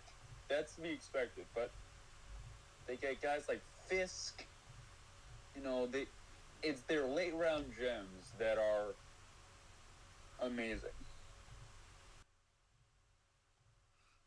And Verse showcasing himself that he is worth every bit of investment onto the Rams' first round pick since Jared Goff was drafted. Potential defensive rookie of the year. He has tough for competition with Quinyon Mitchell. 4:35 to go in the quarter. Up the middle, this is Jones. 3 yards. And nothing more. This Rams defense is opportunistic, and they're taking advantage of this. And knowing that we made our predictions, gotta wonder where John is at, because knowing that this is the Rams defense showcasing themselves as a young and promising defense and eventually elite defense. Hey, maybe if we see some prime Matthew Stafford on this, it could be even more sweet for Lions fans, John included. And John said during our broadcast of the Lions and Vikings game, Matt Stafford knows all about causing Vikings fans misery. That time Darnold could not escape the pressure, was dancing all over the pocket, but all he's dancing is dancing with the stars. The sack split by both Byron Young and Neville Gallimore. Gallimore, a former Dallas Cowboy. Now set up 3rd and 14 as a loss of 7 yards. 5th sack of the game by the Rams. None by the Vikings. Darnold steps up in the pocket and fires towards the tight hole. Got it! Jefferson! 16 yards. A light at the end of the tunnel in a game in which there was little to no illumination for the Vikings. And that was a low pass, but Jefferson adjusted and went low as Darnold flung towards that low side, and it worked. Good blocking from Reisner to hold off the free rusher at that right side too. 2:38 to go in the quarter. Shotgun set with 3 receivers to the right side for the Vikings. Here is Darnold, who will hand it off towards the middle. 3 yards on this run for Minnesota as Aaron Jones ran to a wall met by Michael Hoyt and Kobe Turner. It is still 17-free Rams, Kyron Williams, and Jared Verse with the touchdowns. So in each of our first 2 playoff games this season, we have witnessed an offensive touchdown and a defensive touchdown by the team that is leading. Could this be a good omen for the Rams? Vikings don't need to run a play on 2nd and 7. They'll take this to the 2-minute warning. So it is a stoppage and play here. Rams leading 17-free. 2 minutes away from the halftime report. And the Flyers have taken the lead on the Panthers for the first time tonight by way of Noah Cates' second goal of the game. On a backhander. I want to say about my experience yesterday. It was the only overtime game of the NHL slate yesterday.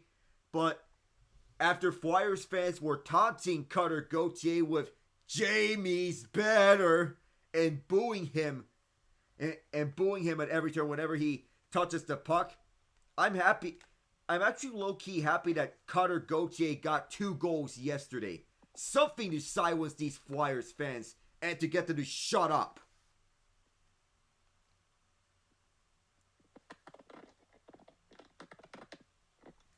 Oh. And he showed why he is the top pick. Showing his worth. 2 goals, the game winner as well. So from that game, Jansen Harkins from Nikita Nesterenko and an old friend, Brian Dumoulin. Then Gauthier from Mason McTavish and Jackson Lacombe as the power play expired. Then on the power play for Carolina, Andrei Svechnikov from Sebastian Aho and Martin Necas. Then with 55 seconds to go, Seth Jarvis from Martin Necas and Brent Burns. The Hurricanes had a goal that was wiped off for goaltender interference in a very controversial manner. It didn't look like it was goaltender interference because it's Lucas Dostal positioned his glove as Sebastian Aho was backpedaling to get the goal. Hurricanes fans were not happy with it as I was at that arena. I was also not happy with that because I didn't see it as goaltender interference. Where was the interference? Dostal positioned his glove in front. I don't know, man. I mean, yeah, that's a complete unknown on that. But either way, happy for Gauthier that he is showcasing his talents. You have the Manning brothers and Bill Belichick all at the same Manning cast. I have to wonder who else is going to be featured here. 2nd and 7. As we're getting back into action, the Vikings on a shotgun set. Well, how about bringing out the big screens for the Manning brothers and Belichick? Oh, that's a drop. A screen pass towards the left side, and it was dropped by Aaron Jones. 3rd and 7. Clock stops with 1:55.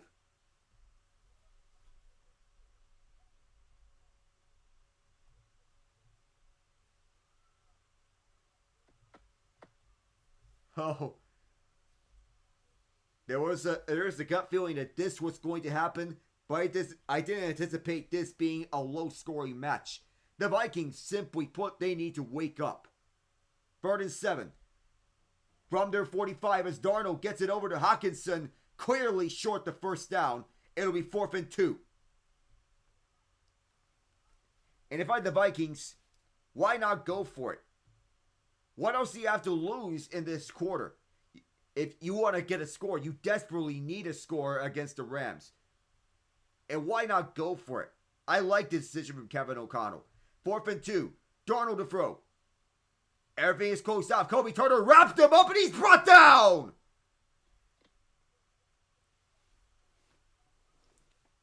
The Rams get to Darnold for the 6th time tonight. Sounds like either Darnold's holding on to the ball too long or that offensive line is just not holding up. I get Darnold holds on to the ball a little too long at times. The offensive line did not hold up. It was a misassignment at the left guard spot on Blake Brandel. And Darnold's picking a bad time to save his worst performances of the season. And this can reopen any speculation about his future, about where he's going to go. It's his 1st down as Kyron Williams gets the handoff towards the left side outside zone. Williams rushing forward, plunging through for 9 yards, carrying Josh Metellus with him. The Rams have only 1 timeout because they have burned up 2 of them in the first quarter. Puka Nacua is limping towards that Rams bench. Hobbled up. Low banked up and a Viking is down. I believe that was Metellus. who was the nickel safety. And Nacua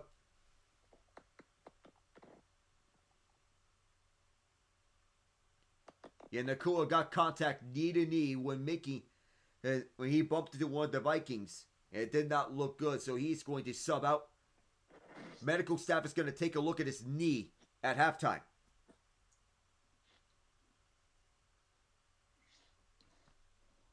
So the Vikings, they will have the ball to begin the second half. And so, it'll be 2nd and 1 on this next play. There was an injured Viking. By rule, they had to use one of their free timeouts inside the final 2 minutes. Darnold's looking to review film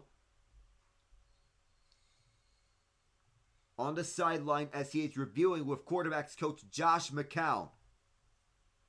2 former Jets in the same room. Ironic. Yep. Young and Verse at the Rams sideline on the bench. They had to be the happiest guys on the Rams right now. Both Byron Young and Jared Verse. And this Rams defense was sacked Sam Darnold 6 times. Exploited Darnold's constant usage of holding onto the ball too long. Up the middle, Williams. First down run. 5 yards out of it as he was brought down right around the 30-yard line. Or 25-yard line. Rams don't need to go hurry up. Just trying to get more extra yards for Josh Carty to kick the field goal. Stafford hurried up. Wide. Towards the right side for Davis Allen. The blitz was up the middle. The Vikings pressured him. But it's a dangerous idea to blitz Stafford knowing that he's going to read the blitz.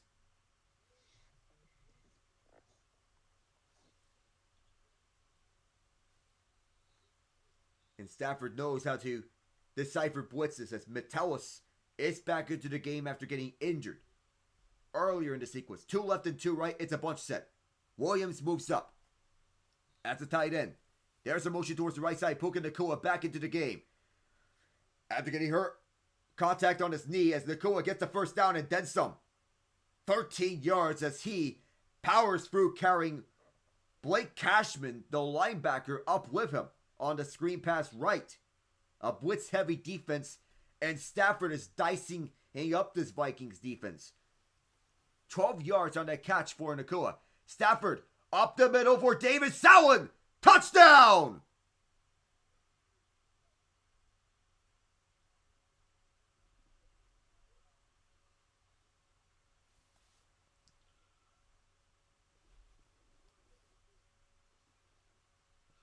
Vikings caught playing zone that time around, and Stafford took full advantage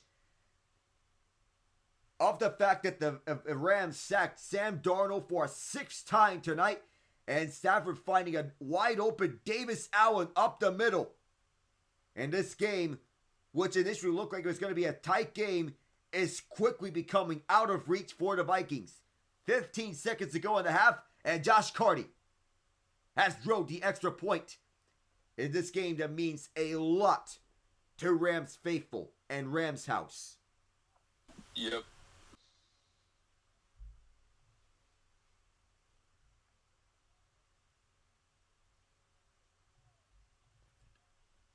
And I don't mean to say this in a joking way possible, but once again, Darnold is seeing ghosts.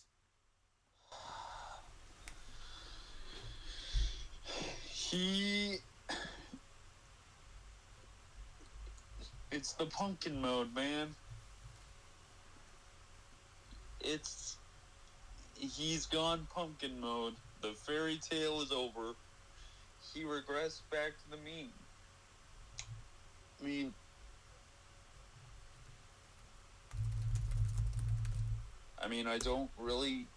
I don't know how else to put it. No, he played. It's funny because the Vikings have had quarterbacks do this sort of thing before.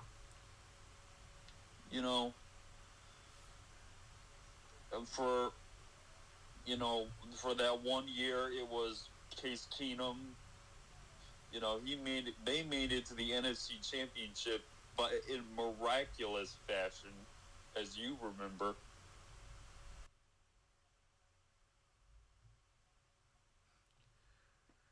Whew. We do have some audibles of Tar Heel. Well, that's a nice little touch to it. A little shout out to the North Carolina Tar Heels. Vikings down by 21 points at halftime as the Rams, knowing the scenario and knowing that this game means a lot more. And I'm honestly happy for the Rams that they're up 24-3. Excellent work in that first half. They sacked Sam Darnold 6 times. 2 passing touchdowns for Stafford at the half. It's Darnold knelt. Stafford's 14-20 for 154 yards, 2 touchdowns, and a passer rating of 125.8. Kyren Williams had all 5 carries for the Rams with 37 yards. Tyler Higbee, 5 catches, 58 yards. Puka Nacua, 3 catches, 38 yards. And Kyren Williams, 3 catches, 16 yards, and a touchdown. The other touchdown to Davis Allen. That was his only catch that went for 13 yards. Here's the catch. Cooper Kupp was not targeted at all in that first half. Wow. Here's Sam Darnold's stat line. 13-16, 113 yards, 1 interception. Justin Jefferson, 5 catches, 58 yards in that first half. TJ Hawkinson, 3 catches, 28 yards. No other player on the Vikings has over 10 receiving yards. Oh. Speak of one defense is going to emerge. We didn't think it was going to be the Rams defense that was going to emerge like this. Nope. Final score from Washington. The Minnesota Timberwolves take down the Wizards 120-106. Of course, we anticipate Anthony Edwards getting masterclasses, another one of his masterpieces. 41 points, 6 rebounds, 7 assists on 14-25 with 3 steals and a block. So that eases the pain of the 7 turnovers. Rudy Gobert with 11 rebounds. Julius Randle with 20 points, 10 rebounds, 3 assists. And off the bench, Naz Reid with 12, 5 rebounds, and 3 steals. 13 for Dante DiVincenzo. Rudy Gobert, I mentioned about him. For Washington, it's 22 for Kyle Kuzma. 5 boards, 5 dimes, 3 steals. Jordan Poole at 20. 7 boards, 4 rebounds, 2 steals. 7 boards, 4 assists, 2 steals. Bilal Coulibaly, 15 points, 3 dimes. Alex Sarr, 13 points, 3 boards, 5 dimes, 2 steals, 2 blocks. A do-everything effort. As we go on to today's slate and the final score from Philadelphia, the Flyers come out with a 4-3 victory after trailing by 2 goals on the night. Sergei Bobrovsky finished 25-29, .862 save percentage. The extra attacker situation didn't work as the Panthers, even though they didn't give up an empty netter, they didn't score. Samuel Ersson, 20 of 23. What have we said before, Alec? The most dangerous lead in hockey is a 2-goal lead. There you go, and it just happened. Yep.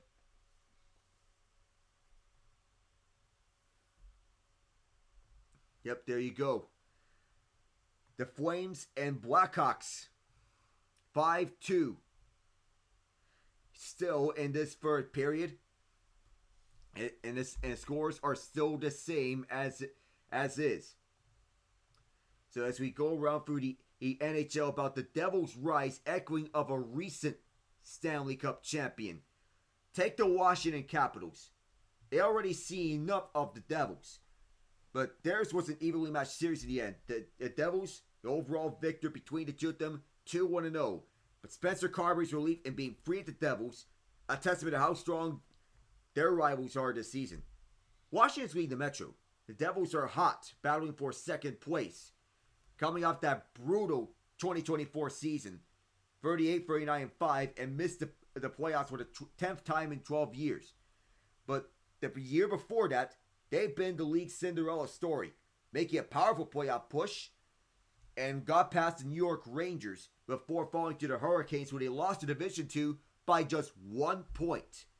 The abysmal follow-up to that feat led to layers of fall within the organization, including the firing of Lindy Ruff, which raised red flags about their readiness to be contenders. Tom Fitzgerald tinkered long enough. When we start seeing results? Well, we are seeing results right now. Jacob Markstrom at the goal crease. Sheldon Keefe as their coach. A rejuvenation of Jack Hughes. So everything is falling into line. So perseverance is too. Now we look back onto another team that took some time to become a Stanley Cup champion, and it all goes back to the 2017 season. The Colorado Avalanche were dead last in the league that year. The worst season for them on record since they moved to Denver. So they went from being a hot mess to making 7 straight appearances and winning a cup in 2022. They established a strong core and built from there. Rooted from Nathan McKinnon, Mikko Rantanen, Gabe Landeskog, and Eric Johnson. Then Joe Sakic added several pieces to the group. Cale Makar, Sam Girard, Bowen Byram, Devon Taves. Then there was picking the right coach. Patrick Waugh abruptly resigned. So Sakic tapped rookie NHL head coach Jared Bednar as his successor. His first go-around ended with the Avs' bottom dwellers, but he has since rebounded and stabilized them from behind the bench. Then it was key trades. Nazem Kadri, Andrei Burakovsky, Arturi Lehkonen, Val Nichushkin, Darcy Kemper. It took years to peak for the Avs, but it paid off. The Devils are following a similar blueprint. You all right there? But let's also not forget the one trade that changed the entire perception of one Joe Sakic. And we all know which one I'm about to mention. When they traded Matt Duchene to the Ottawa Senators for what became Cale Makar, as said by Tree, Dorian, how the F did you make the bumbling Joe Sakic look like a genius? And when that trade happened, he really did look like a genius. Yeah, there you go. Now, in the case of the Devils, of course, you have Jack and Luke Hughes, Nico Hischier, Jesper Bratt, and Shimon Nemec. Tom Fitzgerald expanded Devils with other key skaters. Free agency, signing Dougie Hamilton, Brett Pesce, Brendan Dillon, Andre Palat. And for the trade market, Timo Meier and Jacob Markstrom. So, finally, the Devils have consistent goaltending that they lacked in recent years. And Fitzgerald is confident after letting go of Ruff and his interim replacement Travis Green that he's invested in the right coach with Keefe. The Devils hired Keefe days after he was fired by the Leafs after 4 seasons. New Jersey is only the second NHL head coaching gig for Keefe, but it's been smooth for him, and it's well received based on the early returns. Fitzgerald is creating a roster to stand the test of time. Players are aligned to a coach's system and decide to take the Devils over to the top. It's not easy for them, though. Health has been an issue for the Devils. Last year, Hughes was limited to 62 games. Hamilton was out for all but 20 games. Myers sidelined for 13. Hischier gone for 11. Injury absence are among the inevitabilities that every team has to endure. Colorado found that out too. Once they were back in the playoffs, the Avs couldn't get past the second round for 4 straight years before the Stanley Cup win. The Devils may need that same postseason learning experiences, something they don't have yet. They got a second round exit at the hands of the Hurricanes in 23.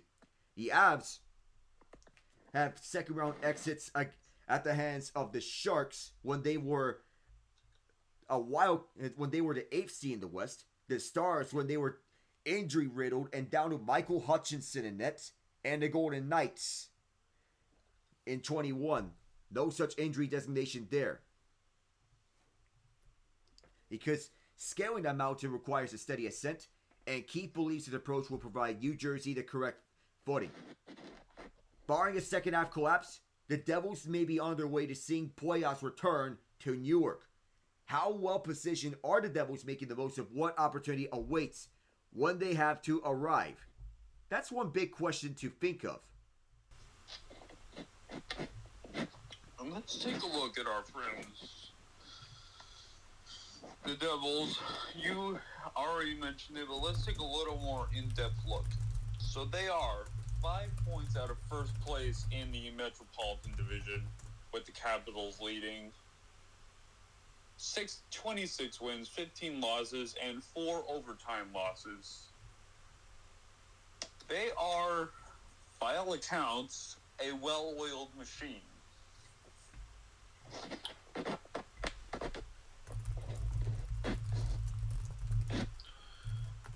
That's really all I have to say about it. To be honest, I haven't seen much of the Devils' games this season, so I can't speak on them as eloquently as you can.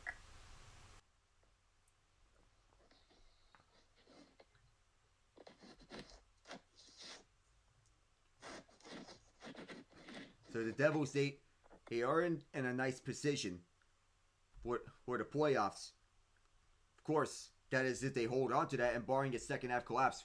But Fitzgerald is aggressive in patching up that goaltending hole when he acquired Markstrom for Kevin Ball in a first round pick. Projected short to team up when they needed the most support, even if it is on a short term basis. Devils turned through 5 different goalies last year. It was never really a suitable option. Vitek Vanacek was traded to the Sharks. Jake Allen was traded to finish out the season. He finished with the 5th worst GAA in the league that year. But the tandem of Allen and Markstrom, with Markstrom being the starter, is a solid one. They focused on getting Hughes and Nemeth to carry out the back end. Luke Hughes, that is. Hamilton, Pesce, and Dillon are meant to be guiding that process. Markstrom should provide ample confidence that what does get through has a good chance of staying out. That's what Fitzgerald drew things out.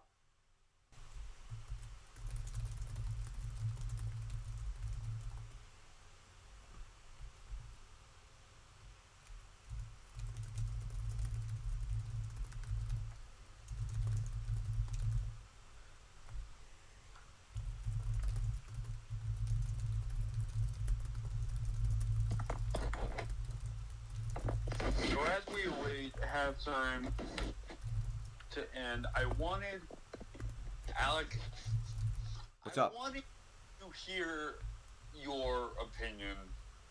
I've heard the pundits, I've heard Tree.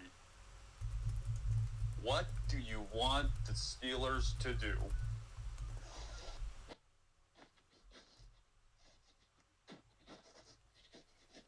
So, this is very tough.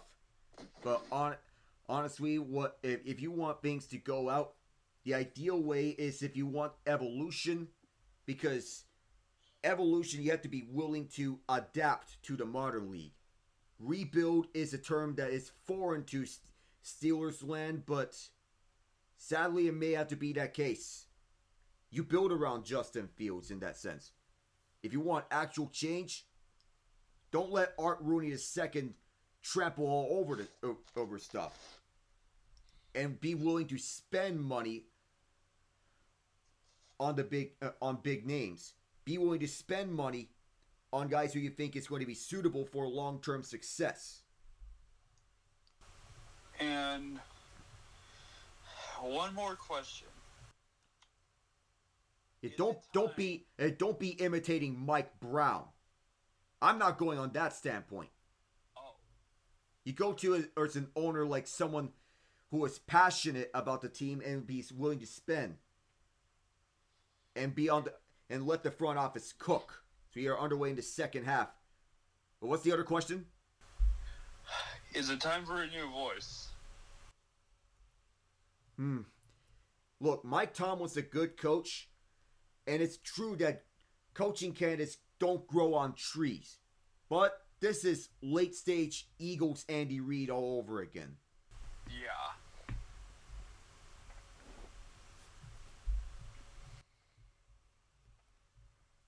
All right, so Vikings on the first play of the second half. Up the middle, unblocked is Roseboom. Oh, just right over Aaron Jones. His right hand. Not a good day for Darnold.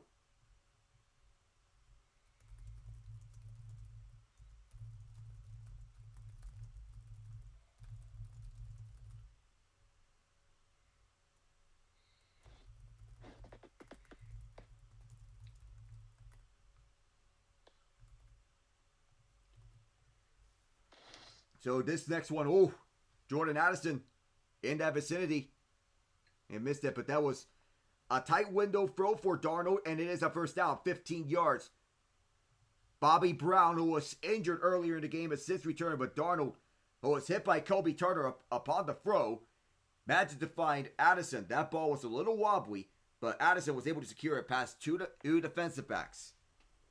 Clock still running. We're in the first minute of the third quarter. Vikings trying to mount a 21-point comeback. Weak side I formation with Ham as the fullback. Motioning left is Johnny Munt. Here's Jones. One just forward to midfield. 5 yards, and running the ball is to establish momentum. That time the Vikings want to establish momentum.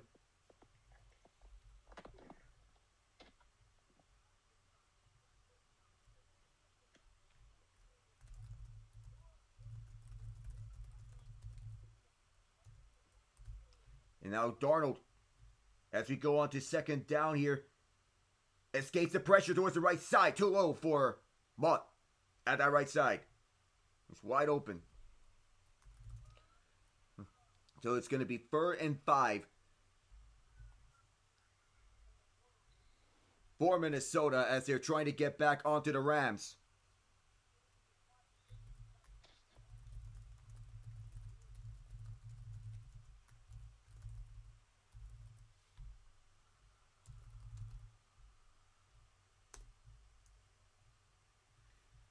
So it's a shotgun set once again for the Vikings. 2 left and 2 right as the Rams are all lining up.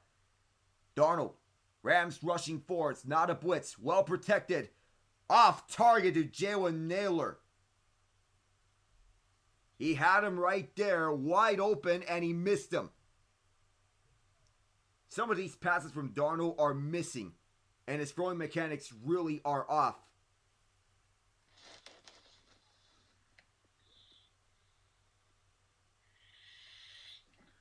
1 minute and 22 seconds removed in this third quarter, and already it's a punt for Ryan Wright. This will go out of bounds at that far sideline. No chance for Xavier Smith to return. And we got Jared Allen joining the Manning cast momentarily. A former Minnesota Viking, went to the Super Bowl with the Carolina Panthers. Jared Allen. That was a bad man. Started his career with the Chiefs. He was an instant difference maker. Of course, a game record at every turn. Sack master. Yes, number 41 jersey retired for Idaho State, who he played college football with. Wait, Idaho? Yeah, Idaho State. Wow.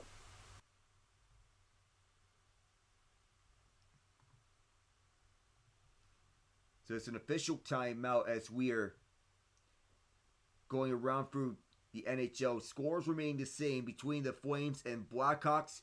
Game between the Kings and Oilers is already underway.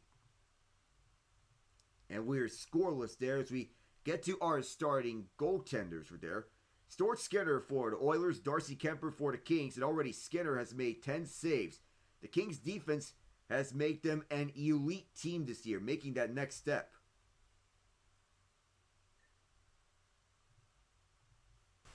So, an update on the NBA side. The Golden State Warriors have been defeated by the Toronto Raptors. And this is the Toronto Raptors ninth win of the season. Yes, you heard that right. The Toronto Raptors just won their 9th game of the season. I get they're on a rebuild. However, they should not be this bad in doing so. No, but again, my claim that the Warriors are frauds stands strong. They're basically Kendrick Lamar merchants. Yes. Yes, they are. 2 tight ends on this play as we get back from the timeout. It is both Davis Allen and Hunter Long at that left side, right next to Puka Nacua. Allen motions towards the right side. Immediately, Williams met by Ivan Pace Jr. Nothing there for him to run through. At that right side, it's a loss of 3.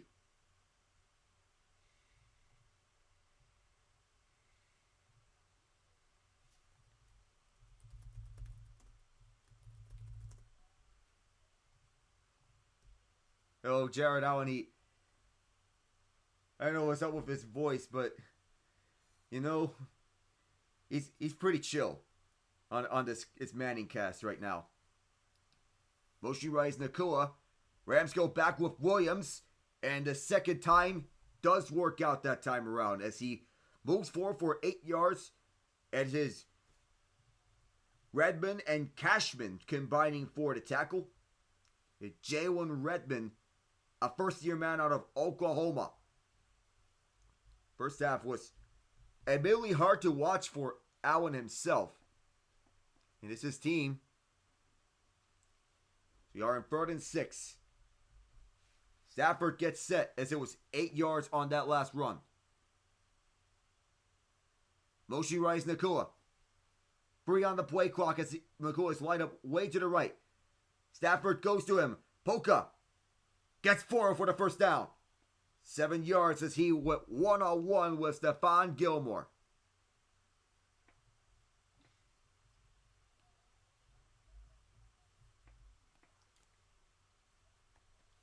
Rams use motion on a lot of their offensive sets, and this one is no exception to that.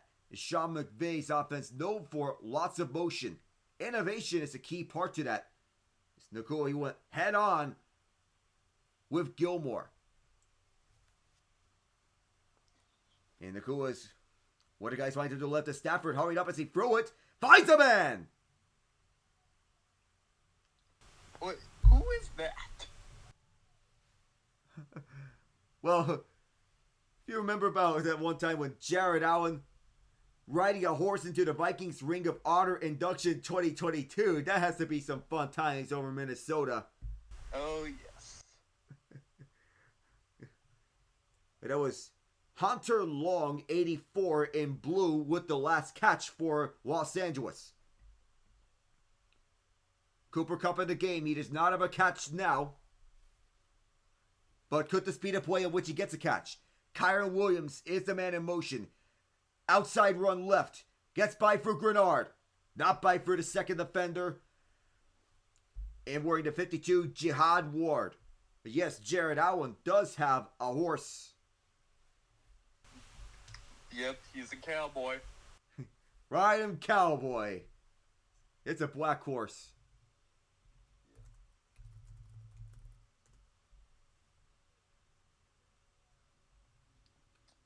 Try to find the exact breed of horse. The black horse is the 2nd and 9. Stepping up is Cam Bynum, the safety, with Ivan Pace next to him. Vikings send a heavy blitz as Stafford airs it out, and it's over Nacua. And then left side, so you look back at a memory. Jared Allen sacking Peyton Manning. And the protection completely broke down on Peyton's part as he went by through one of the blockers. 2008 in week 2. One of the early years of Jared Allen's tenure with the Vikings. Yep. The Chiefs traded Allen on draft night. I don't remember what they got for him. but he is a two-time sacks leader in the NFL, 2007 and 2011. Kupp is motioning towards the right side, making a twist formation. Rams just get the play off. Stafford airs this deep ball towards the right side for Kupp. He adjusts and makes the catch. His first of the game is a beauty.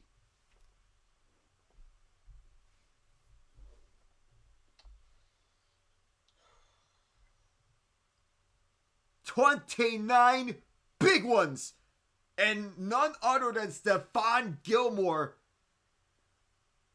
Shaq Griffin to give that one up as Kupp was going one-on-one with Shaq Griffin at the right side.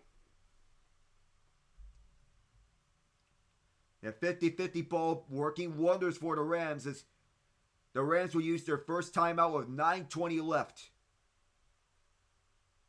What a dime by Stafford.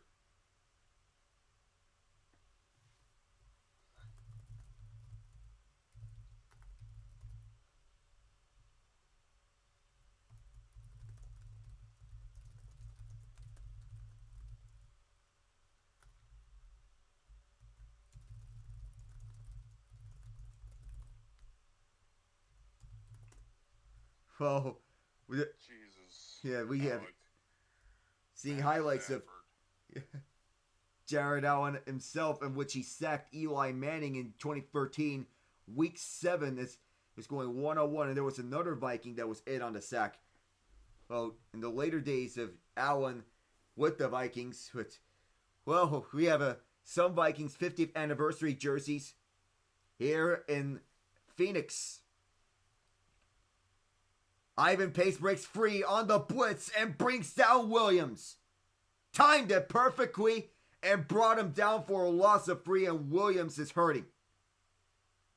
Loss of 2. Williams got back up. But it's clear he was hobbled up as Pace, he got hit from behind by Van Ginkel.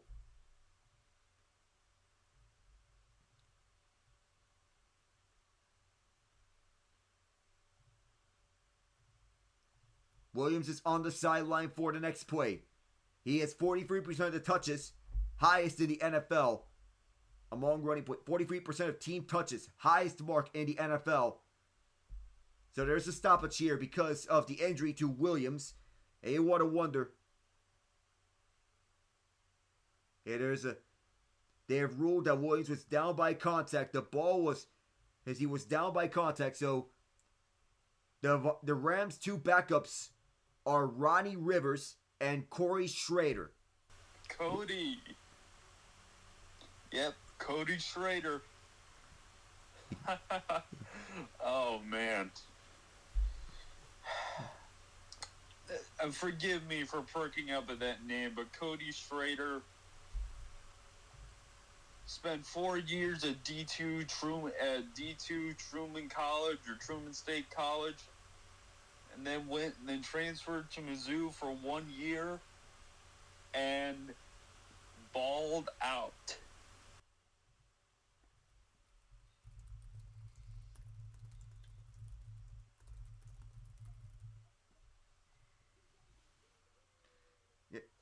A Mizzou product, as we mentioned. He's their rookie. Of course, Mizzou products do perk you up, Ian. Of course. Why? I mean, they kind of have to, especially when your granddad's in the Hall of Fame there.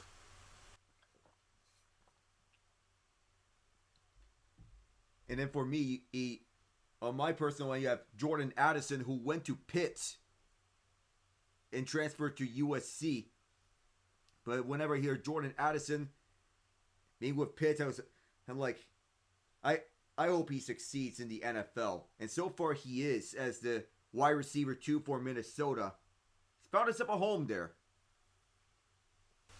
Yep.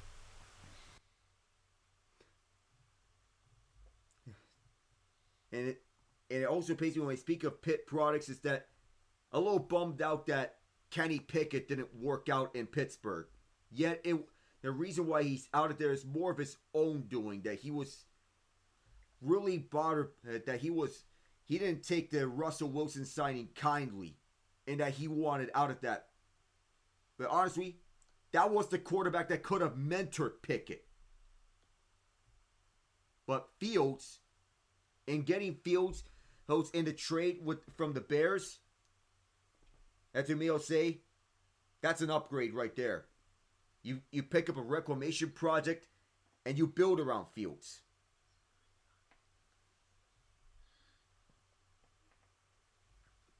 So we're back here in the game right afterwards. Williams on the sideline. So Roddy Rivers is now the backup running back in the place of the injured Kyron Williams. 2nd and 12. Puka Nacua is motioning to the right. Then back left he goes. It's a jet sweep left side. Block from Hunter Long. Nacua to the 20. Down at the 19. Rams back in the red zone. Jared Allen has sacked Matthew Stafford 13 times in the many battles that they had together. Whether it be with Minnesota or Chicago for Allen. Allen was a thorn on Stafford's side for the late stages of Allen's career. 3rd and 5 as Nacua got 7 yards on the run. Rams at the Vikings 19-yard line. Motioning left is Puka again. This will not be a run. It is Stafford under pressure, and he is sacked. Seemingly for the first time in this game, and it is Andrew Van Ginkel. Loss of 7, and it'll force a field goal from Josh Carney. The spin move was what faked out Kevin Dotson, the right guard, former Steeler, and Dotson was caught on the island at that right guard spot when Van Ginkel spun him out. That's an earned sack there for Van Ginkel. Left hash for Carney. It will be from 44 yards. Snap, spot, kick, on the way. This one is good. Squeaked it inside the right upright. 7:19 to go here in the third quarter. Cardi. Sometimes it's cardiac. Back onto the break, and I'm seeing Sam Darnold's agent right now. Oh boy. Yeah. It's bad. I don't know what to think of it, honestly. Well, it's good, so...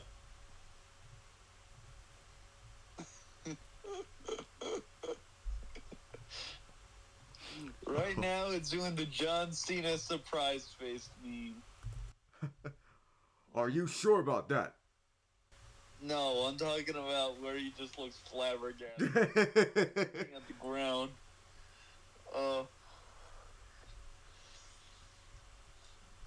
You know, it's hilarious because before the Lions game, they were speculating what kind of money Sam Darnold was going to command. I guarantee you, he'll come cheap.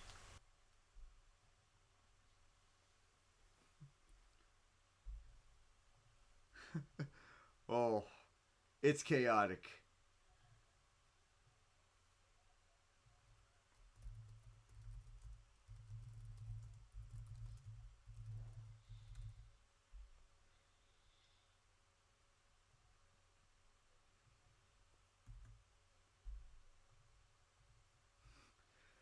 So, as we're on to the break, it's 27-3 Rams. Now, still it is scoreless at Edmonton as Stuart Skinner stopped all 13 Kings shots. Darcy Kemper stopping all 7 Oilers shots. This is a tight game, but this long press and load in 4K trend is rising up. And it does mix well with epic scenery, like there are stars in the sky.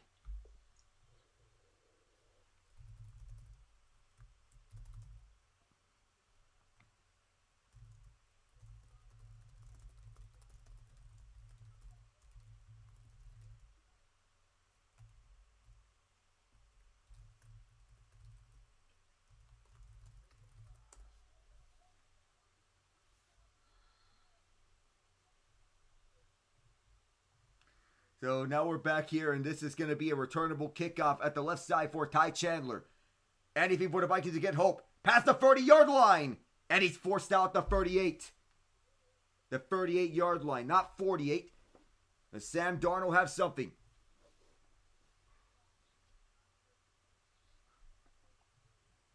And now Eli Manning is looking at the perfect prediction panel. Is there someone getting a prediction right? We'll have to see just yet. But there are cases in which there are perfect predictions on the Manning cast. We'll have to see which if prediction is perfect. Would it be from the Manning brothers or Jared Allen right now? Moving towards the right side is Addison. Aaron Jones on this handoff. He gets 5 yards and nothing more.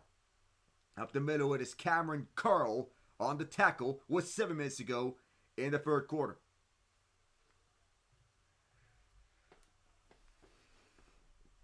Sean McVay and company are locked in. Chris Scholla of a masterful defensive call. And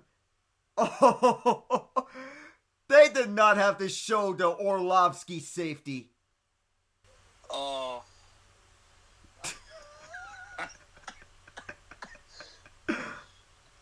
That's never going away. It is not. Incomplete, not catchable for Justin Jefferson is well over his head. Oh. The sad part is about the safety is that was the closest the Lions in 2008 got to winning a single game that year.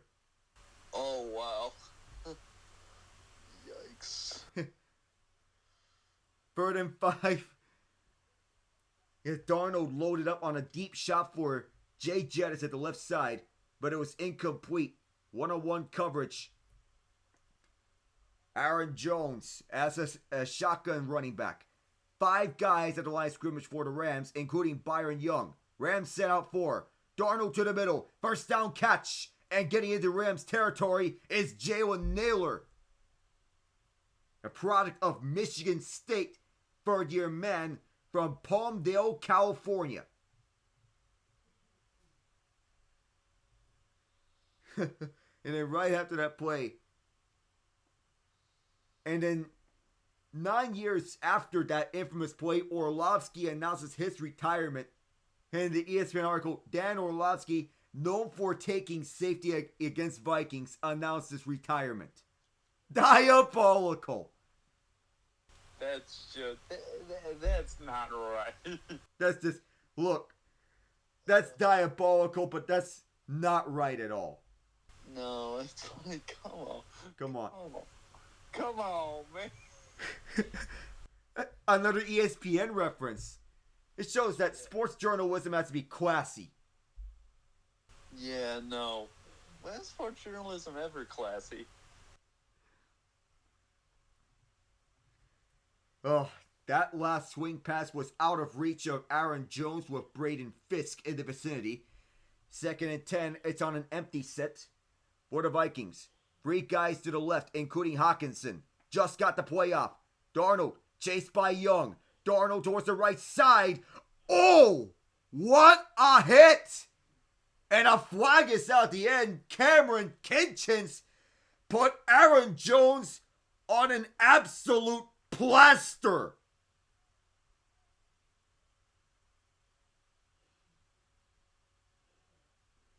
The flag is not for the hit, but rather for a defensive hold on Kobe Durant. But what a hit by Kitchens. He lit up Jones like a firework.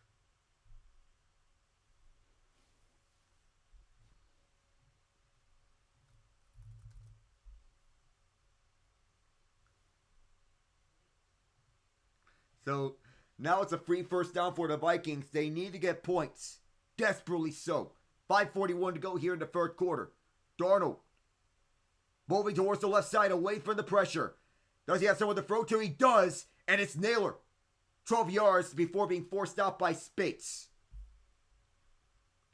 Michigan State product against LSU product. And there are a lot of LSU names and SEC names in particular to talk about. Justin Jefferson being the most prominent of such. Ed Ingram is another. Omar Speights on the Rams. Jay Ward, second-year man from LSU, is another one being talked about from LSU. And there is TJ Hawkinson for the touchdown! Okay, so they finally got a score.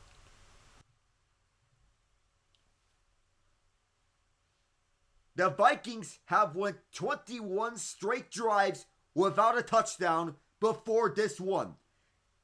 With Darnold dumping out for Hawkinson, it was a low pass, but was able to secure it and won the foot race against Akello Witherspoon and Cameron Kinchins. Vikings are now within 18 points, can make it 17 pending the extra point. And barring the decision that they can make, well, they will go for 2. The Vikings have not converted a 2-point conversion this season. They failed on their only 2-point attempt, and the injured Ram on the other side was Akello Witherspoon, number 4 in blue. It'll be a 2-point try. The Vikings have missed out on their only 2-point attempt this season. But a 2-point try will get them within 16 points. Hawkinson's lineup well to the right. Here's Darnold. Throwing towards the right side. Well short. It was Justin Jefferson, but Quentin Lake, son of Carno Lake, said no. 5:05 left to go in the quarter. And Rams fans still knowing that this is a comfortable lead for them. So it's an 18-point game, 27-9. The Rams lead. We'll return in a bit.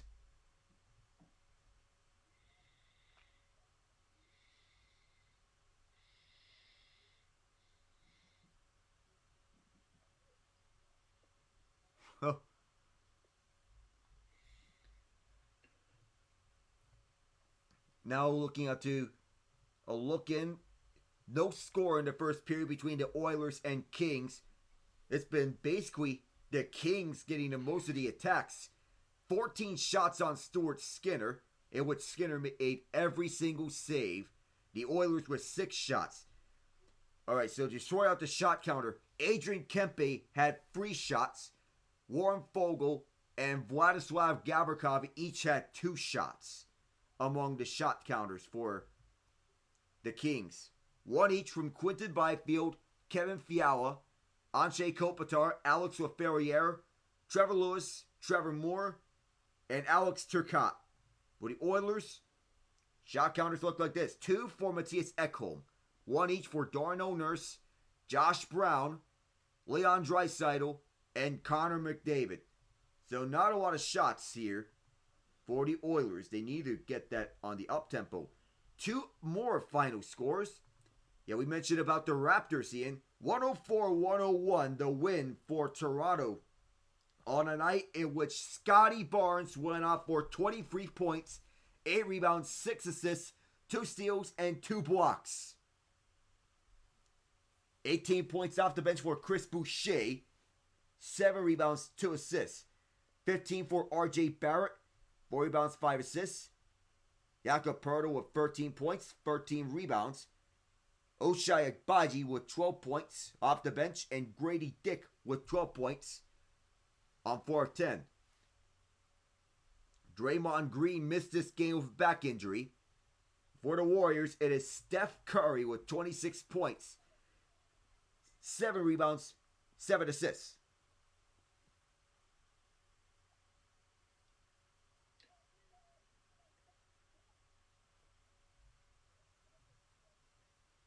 Getting back onto the action here at Phoenix to take a look at Jared Allen through the years, the evolution, the flow, the beard, the mullets of Jared Allen. That's been his trademark. That never gets old. Of course, all in lifestyle, as Jared Allen explains it. Jaromir Jagr, of course, have an all-time classic mullet. As I recall, he wore that mullet very well. He sure did.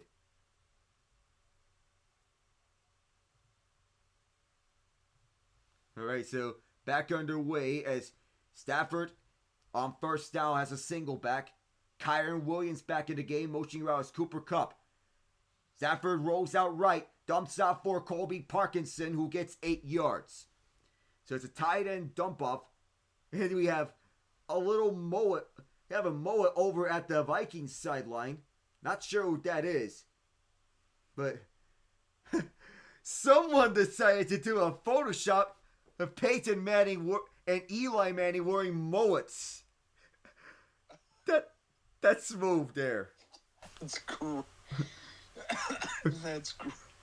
I'll give it to them. But Eli Manning's mullet kind of looks like Jaromir Jagr's. Not gonna lie. Vikings timed the blitz to perfection, but it is a first down run by Kyren Williams. 4 yards. Williams back in the game. Parkinson got 7 on the first down catch. Not 8. As we go around for the Warriors and Raptors, Andrew Wiggins at 20 points. Not much else, but the Detroit Pistons, the upstart team from this year, they had a lot more wins as opposed to last year. But I didn't know that Jared Allen plays curling. I think I heard that somewhere. It was a while ago, but I think I heard that somewhere. Incomplete! The moonshot for Hunter Long was almost there. 1-on-1 coverage at the left side with the Vikings defending that. It'll be second down with Long being defended by the longtime stalwart Harrison Smith. I didn't know about Jared Allen's curling career, but 124-119, the Pistons victory. Cade Cunningham with 36 points. Malik Beasley 22 off the bench. The second down and 10 from their own 41-yard line. Puka motions right. Stafford's going to take it himself. He just gets back to the line of scrimmage. It was a read option. Not really one of Stafford's strengths. They'll be third and 10 as the clock rolls. Blake Cashman saw him running and said, "Why are you running?" Mikal Bridges with 27 in the loss. Carl Anthony Towns with 26 points, 12 rebounds. Josh Hart, 12 points, 14 rebounds, 5 assists. And Jalen Brunson with 31 of 11 assists, 1 steal. All the way to the right is Williams. 3 receivers at the right side, 2 to the left. Empty set. Stafford. Quick throw to Puka. Oh boy. One of the Vikings jerseys was tugged right on Puka. And even though he didn't get anything, well, that jersey was held on for quite a long while.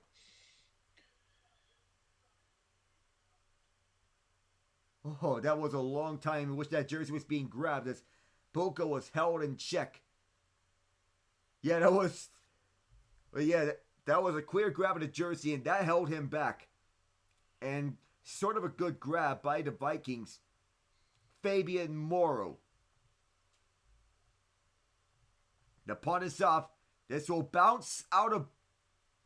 Did it? What? Well, we'll have to see where exactly it bounced. If it went onto the end zone or if this went out of bounds. They roll it. It was out of bounds at the 4-yard line. Good punt by Ethan Evans. Morrow hung on to Nacua for quite a long time. We're going to break here with 2:07 left in the third quarter.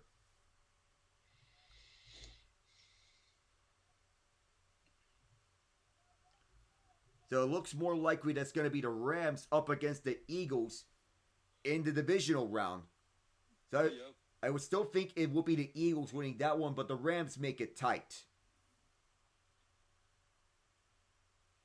Plus, who else could make it a tight game in the bad sort of ways than... Yeah, I'm being paranoid about certain bad coaches that are being part of talented teams. Oh, who am I kidding? If there's one coach that can hold a team back, it's Nick Sirianni. Yep. I mean, Sirianni's a punk. he is. Oh my God.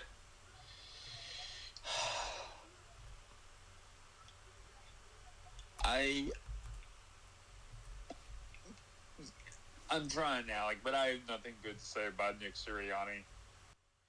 It's because he ran his mouth after he beat Kansas City, and he showed who he truly was. We knew he is who we thought he was, and we're not letting him off the hook this time.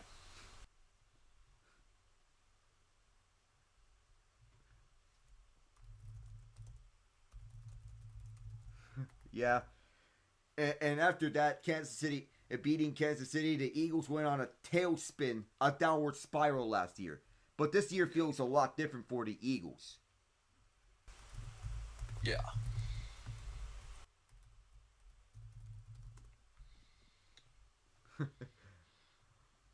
Alright, so getting back, Jared Allen with the Manning brothers. Alec Nava, Ian Genge with you here. Third quarter, Rams leading 27-9. We figured that this game would be more competitive, but it is certainly not. Touchdowns coming from Kyron Williams, Jared Verse, Davis Allen, and TJ Hawkinson in that order. Josh Carty with 2 field goals, 34 and 44. Will Reichert has a field goal to his name, 34 yards.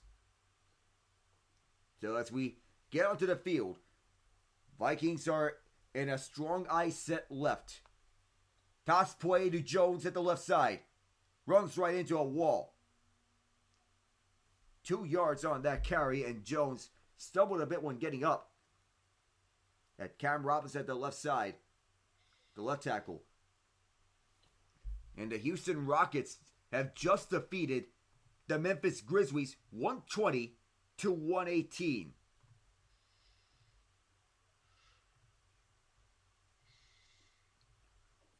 It's a throw to the left side, and it's Jordan Addison at the sideline. How about that? 7 yards on that catch as he tiptoed out. John Morant put up 29 in the loss. 4 assists, 4 steals, 3 rebounds. 25 for Desmond Bane. 3 rebounds, 2 assists, 2 steals. But on the win, it is Jalen Green with 42 points. Making magic happen whenever he has the ball, using his athleticism. Ball's at the 13. They need just 1 yard for the first down. On the snap, it is Darnold on a sneak. He may have the first down. He does.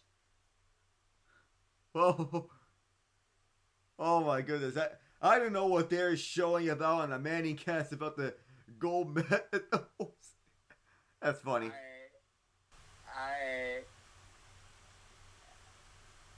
Alec, I got nothing. Yeah, me neither. But they're showing it again after Jones was stopped for no gain. They got Peyton, they got Jared Allen, and they got Chris Berman. I got nothing. Yeah, me neither. Vikings don't need to run a play here to end off the third.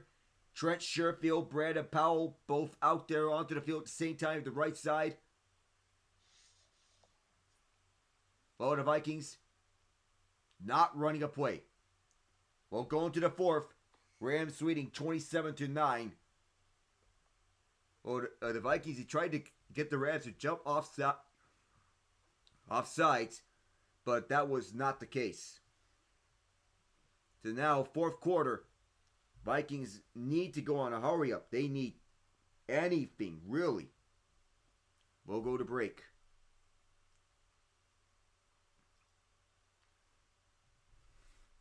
So as I'm trying to get my schedule sorted out for this coming week. So likely Saturday I will be doing Lions Commanders. Sunday it will be Bills Ravens, ideally on my schedule. Slight chance I do Oilers Wild on Wednesday. Try to get back on the hockey groove. For Friday, another show on the works.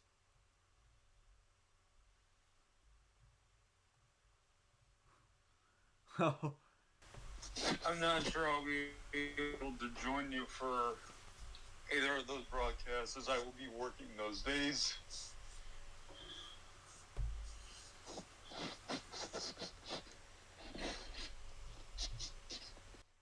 Oh, and nonetheless, hope it's all safe and good there.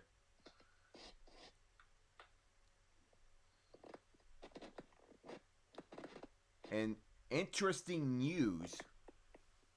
I know this isn't a topic that's discussed about a lot, but even though we're a month away from the official start of the 2025 NASCAR Cup Series, doctors have cleared Kurt Busch to race competitively for the first time in nearly 3 years. Kurt Busch suffered a career-ending concussion at Pocono Raceway during qualifying in 2022. He has not driven a race car for NASCAR or any other professional racing league ever since his concussion at Pocono. It looked to be a routine crash originally, but things are worse on the inside than they are on the outside at times.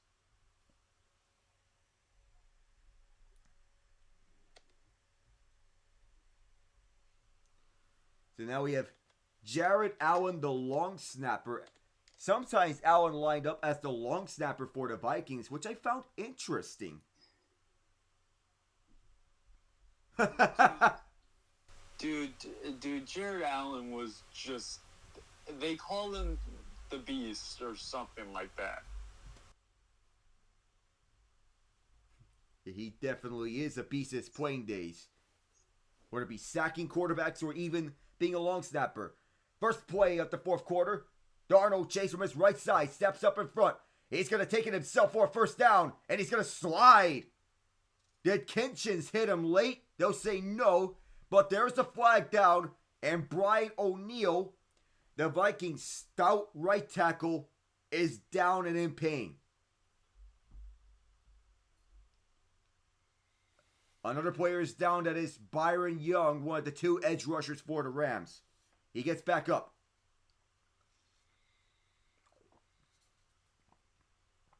And they have deemed that Kinchins did hit Darnold at the end when he was sliding. That is a no-no, but I'm surprised that didn't provoke a response, because usually quarterback gets hit when sliding. That usually provokes a response. We saw it when Joe Flacco got hit. Saw when Ben Roethlisberger got hit. We saw when Trevor Lawrence got hit.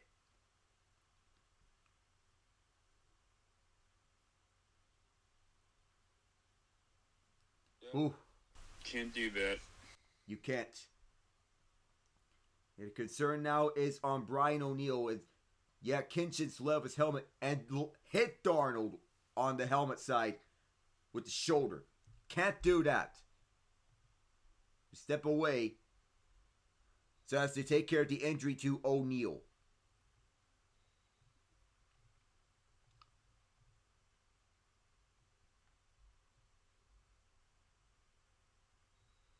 Oh.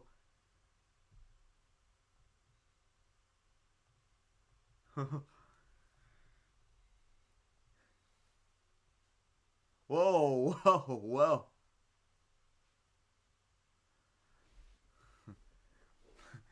Peyton Manning is really doing side quests for Nationwide Insurance. Yeah. A lot of them. Just saw that commercial. That's debatable. That's what he said. So, going around, there are two other games in the NBA tonight, and yet to be played. Spurs and Lakers at Los Angeles. Heat and Clippers also at Los Angeles. Those are the games that were postponed because of the wildfires. Well, this was actually not one of the games that were postponed. Or was it? This game, the January 11th game between the Spurs and Lakers, was postponed because of the wildfires at Los Angeles. This game is set to be a regular game played at Los Angeles. Firefighters are taking care of the wildfires at the area. The Clippers and Heat set to play tonight. This is not the game that was postponed because of the wildfires. However, I'm also going to give you updates about California wildfires. Up, and here comes the put the fries in the bag memes, working the popcorn machine at the movie theater, memes for Sam Darnold. Here we go. Well, you can already see that coming. The Palisades wildfire is 14% contained. The Eaton wildfire is 33% contained. The Hearst wildfire is 97% contained. But entirely contained are the Kenneth, Sunset, and Lydia wildfires. They are all contained. The Kenneth wildfire has burned 1,052 acres. Sunset wildfire 43 acres. Lydia wildfire 395 acres. We'll give you updates on that situation about the Los Angeles wildfires, but any donation helps to get back into action. As what is this camera angle, as it is Jordan Addison being targeted, and he is up on his feet. He's going towards that left sideline. It's honestly a missed camera angle as we try to get a replay of what just happened. Darnold wanted a moonshot towards Addison. He jumped up trying to leap for the catch. It was nothing. The Hearst wildfire has burned 799 acres. 97% contained. But the biggest concerns are the Palisades and Eaton wildfires. 2nd and 10 as it's a handoff for Jones. Jones tried to get running rhythm going. He gets to about the 49-yard line for Minnesota. 4 yards on this run, and Byron Young is back in the game. The Eaton wildfire has destroyed at least 1,902 structures and damaged 258 at the Altadena and Pasadena neighborhoods. 16 confirmed fatalities and 5 confirmed injuries. 33% contained this wildfire. That's a catch to the right side by Hawkinson. No easy transition between game and the event. Don't want this to be a Nick Castellanos moment. Oh boy. 10 yards for Hawkinson. Stopped by Roseboom and McCullough. At the 39-yard line are the Vikings. Shotgun set, 2 left and 2 right. It's a handoff for Jones. Jones gets 2. He was brought down by Curl up front. And among the wildfires, the Palisades wildfire has destroyed at least 1,280 structures, damaging 204 in the Pacific Palisades, northwest of Santa Monica. 8 confirmed fatalities, 3 confirmed injuries. Wildfires 14% contained, and all of these wildfires are associated with the Santa Ana wind event. A very powerful wind event. Rams are bunching up the line of scrimmage. They send just free. Darnold making a shot towards the end zone. Nearly intercepted by Quentin Lake. It was deflected off one hand though, but the intended man, Jalen Naylor, was overthrown, and the closest man to the ball was one of the Rams. And it was Quentin Lake. Jalen McCullough on the other side. 3rd and 8. And that coverage was an ecstatic coverage used by Chris Shula. An exotic cover 2. C.J. Ham is in the game as a fullback. Jefferson and Addison are to the right side. Naylor also at that right side as well. Jefferson motions towards the right side. The trip set right. Darnold gets away from one man, Michael Hoyt. Now it's being chased by 2 guys and runs out of time. Fisk and Hoyt both combined to sack Darnold. But that was an ill-timed move by Darnold to hold on to the ball for too long.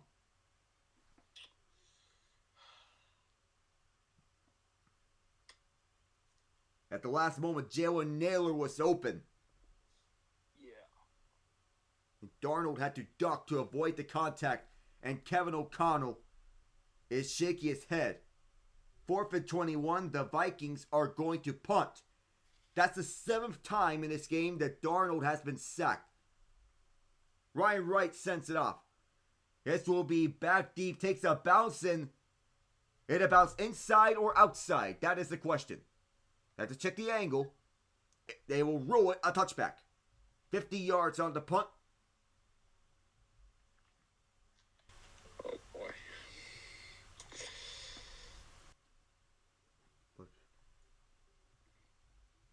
Man, this is...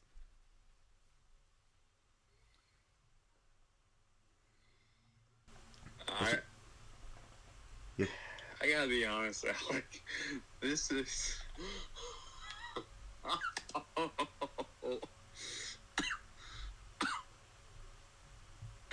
Oh, man. Whew. Lamb to the slaughter. Right, so here's Stafford, hands off up the middle for Williams. 3 yards on that run as they're just basically running out clock here for the rest of the way. But Kyron Williams grounding and pounding as they're sending Los Angeles potentially to the second round on a matchup with the Philadelphia Eagles. John Hussey and company are huddling up as Williams, he got around Alaric Jackson.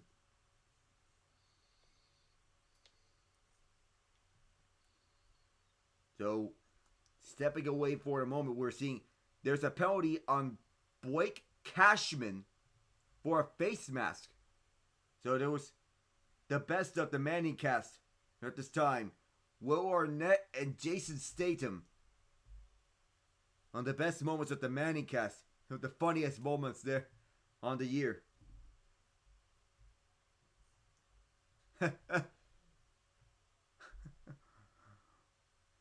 Oh, man.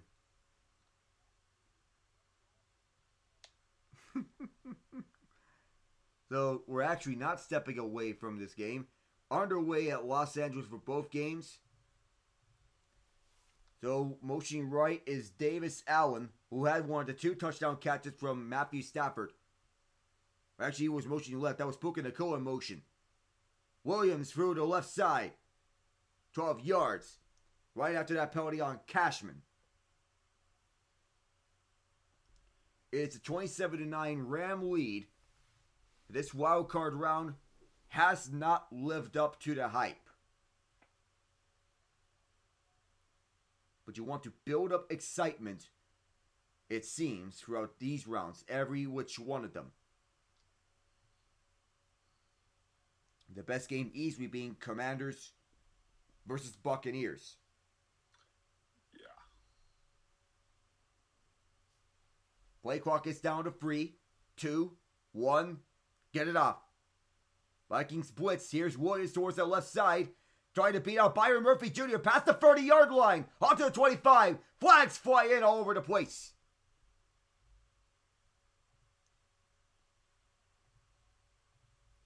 So as we go to the best athletic achievement.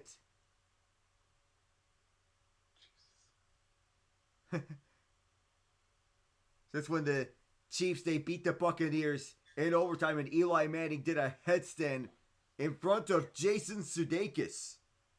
Yep. Well, the penalty is on Jordan Whittington for an offensive hold. The down will count. Penalties enforced at the Minnesota 47. But that headstand was a thing of beauty right in front of Red the Angry Bird.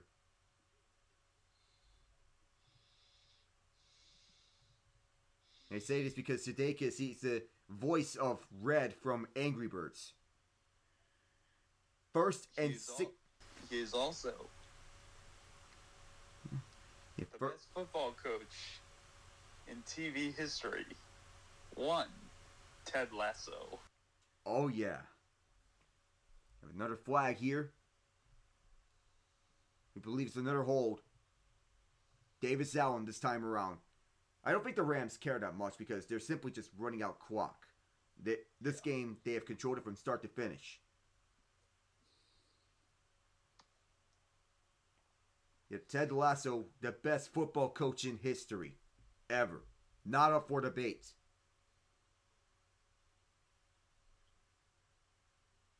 to hold right on Andrew Van Ginkel. Ronnie Rivers was getting the edge on the right side. Best use of Photoshop. Oh, J.J. Watt. Oh, God. Oh, my God. Oh, the blood all over the nose. Oh, my goodness. Well, we do have another flag down here. Not that anyone cares, by the way, because of this game. We're just looking onto the best use of... Oh, my word. Not Peyton Manning. It's like, stop. No. Just not the blood Photoshop.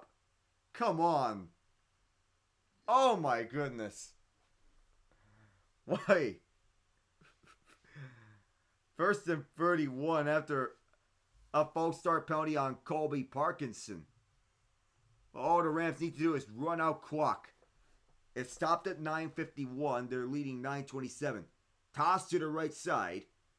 And it's just a 2-yard pickup from Ronnie Rivers. Or actually, Kyron Williams with Jordan Whittington in the game. The Whittington, the rookie out of Texas. There are plenty of rookies out of Texas on this draft class. Whittington, Adonai Mitchell, Xavier Worthy, to name them. You have drills in the pocket about how Eli Manning is showing how young quarterbacks should work out their drills in the pockets. Basically, quarterbacks coaches, essentially. De facto, is Eli is...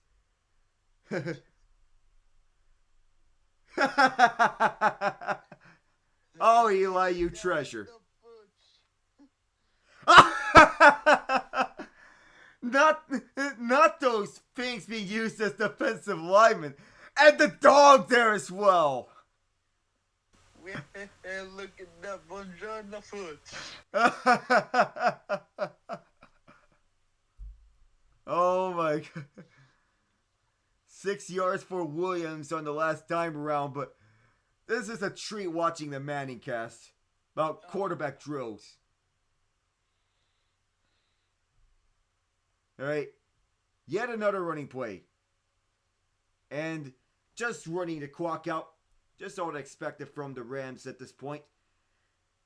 Setting up a punt for Ethan Evans. And we have Daniel Jones wearing the number 13, who was called up from the practice squad and signed to the active roster this past Tuesday, with the Vikings waiving Brett Rippon to make space for Jones.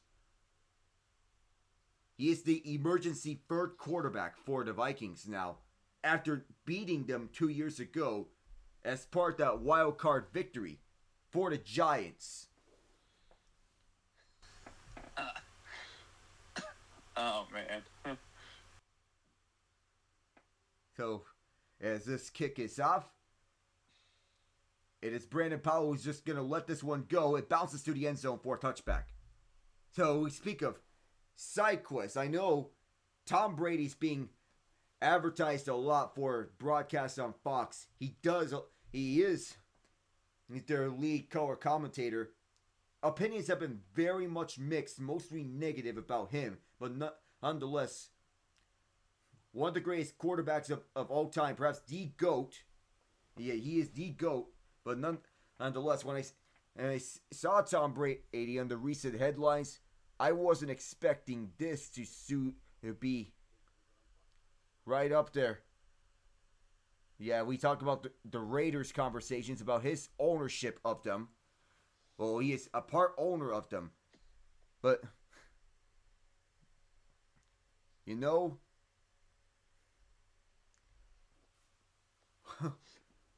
sometimes he's mixing up names. And that is not really what is expected of an announcer. He mixed up Josh Jacobs with Brandon Jacobs, who was a member of that 2008 Super Bowl. Yikes. Yeah, well, he's new to announcing. I'm going to cut him a little slack. Heck, Joe Buck is a Hall of Famer, and I still can't stand him. That's relatable in cases. Well, are you referring to Joe Buck, the football announcer, or Joe Buck, the baseball announcer, or are you referring to both? Joe Buck, just all around. I can't stand Joe Buck. Yeah, both football and baseball. Yeah.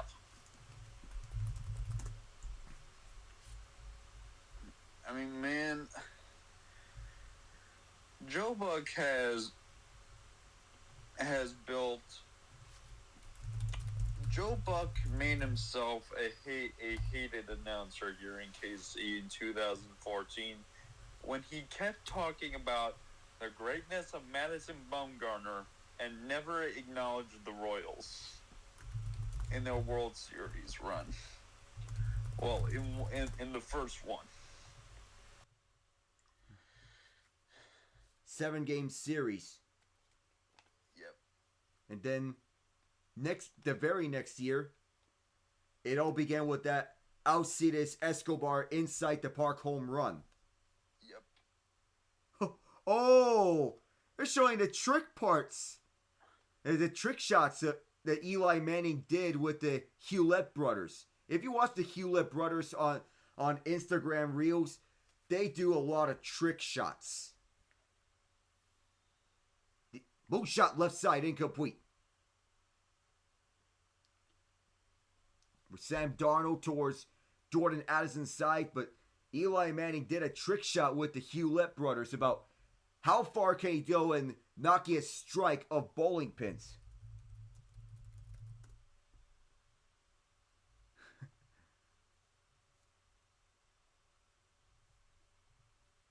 It will be second down, but I don't anticipate any trick shots coming here. Unless if you can bring the Hewlett brothers as the wide receivers now. Because they are masters at this. Cam Akers gets 9. Brought down from behind by Omar Speights. And, well, actually Neville Gallimore and Christian Roseboom. Wednesday, could do Oilers and Wild. That is the 8:30 slot for the NHL on TNT. Then Saturday, it will be the Commanders and Lions for my scheduling on the NFL divisional round. Then Sunday will be the Ravens and Bills. So, up until this point, as we have a first down from Akers, up until this point, in the divisional round, I have announced exclusively AFC divisional round games. The Lions game will be my first NFC divisional round game that I'll be announcing. I will see about joining you for some of that. Like I said, I will be working this weekend, so it will be difficult, but I will try my best. All right, got you there. So, I don't know what is happening over at this field, but there is a timeout. Is this an official timeout? What are we seeing? But we have athletic trainers onto the field providing Gatorade for the players. But kind of funny. Because up until this point on the divisional round, I've announced AFC playoff games. Chiefs, Jaguars. Bills, Bengals. Ravens, Texans. Chiefs, Bills. In the last 2 years. Never an NFC divisional round game. Oh, actually, we're getting a challenge from Sean McVay. So that is what the stoppage is about. I know it doesn't mean much, but every play should be subject to review about what for further implementation that it could be. About this one is about whether or not the Vikings got the first down, and that's why the Rams are challenging it. But I know for Championship Sunday, the first go around in which I was doing play-by-play, I was announcing the Chiefs-Bengals rematch in which the Chiefs went to Super Bowl 57 and won that. However, I did not announce Super Bowl 57 because I was sick at that time. But oh, that sucks. But But then last year, did the Championship Sunday doubleheader. Initially, I was doing Chiefs-Ravens, but then I turned it to the doubleheader because I thought of 49ers-Lions being a good one. And it was. Then of course, you remember that I was doing Super Bowl 58, the dynasty for the Chiefs, beginning.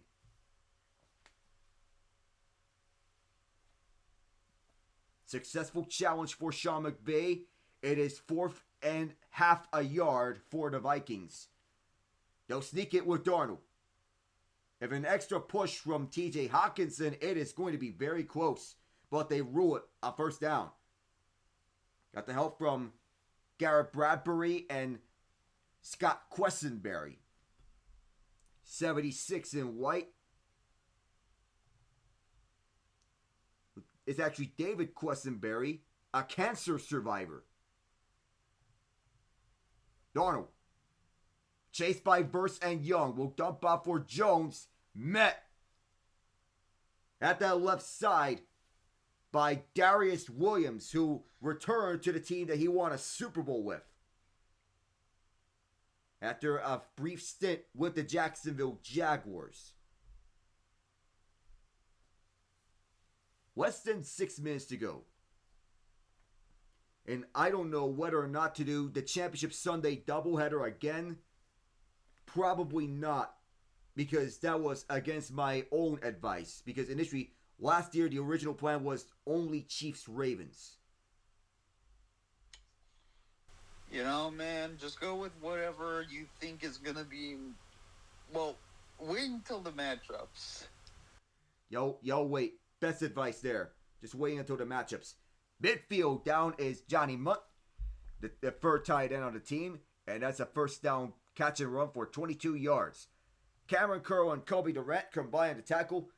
So I'll just wait onto the matchups. So I think I'm more likely to do from the AFC side for the third straight year. More likely because I see more intrigue. Dump off to the right side for Jones. He runs into his own man, Reisner. It's Dalton Wright, or actually Garrett Bradbury, the center, who was picking up the block. Another flag is out. And it's likely going to be on the Rams.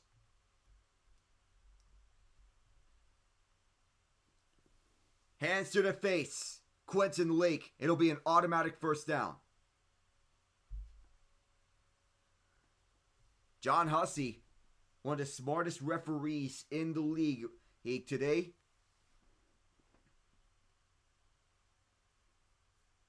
And it does say something when I give a referee praise. Because the referees have been a center of controversy. But this has been a relatively well-officiated game for the most part.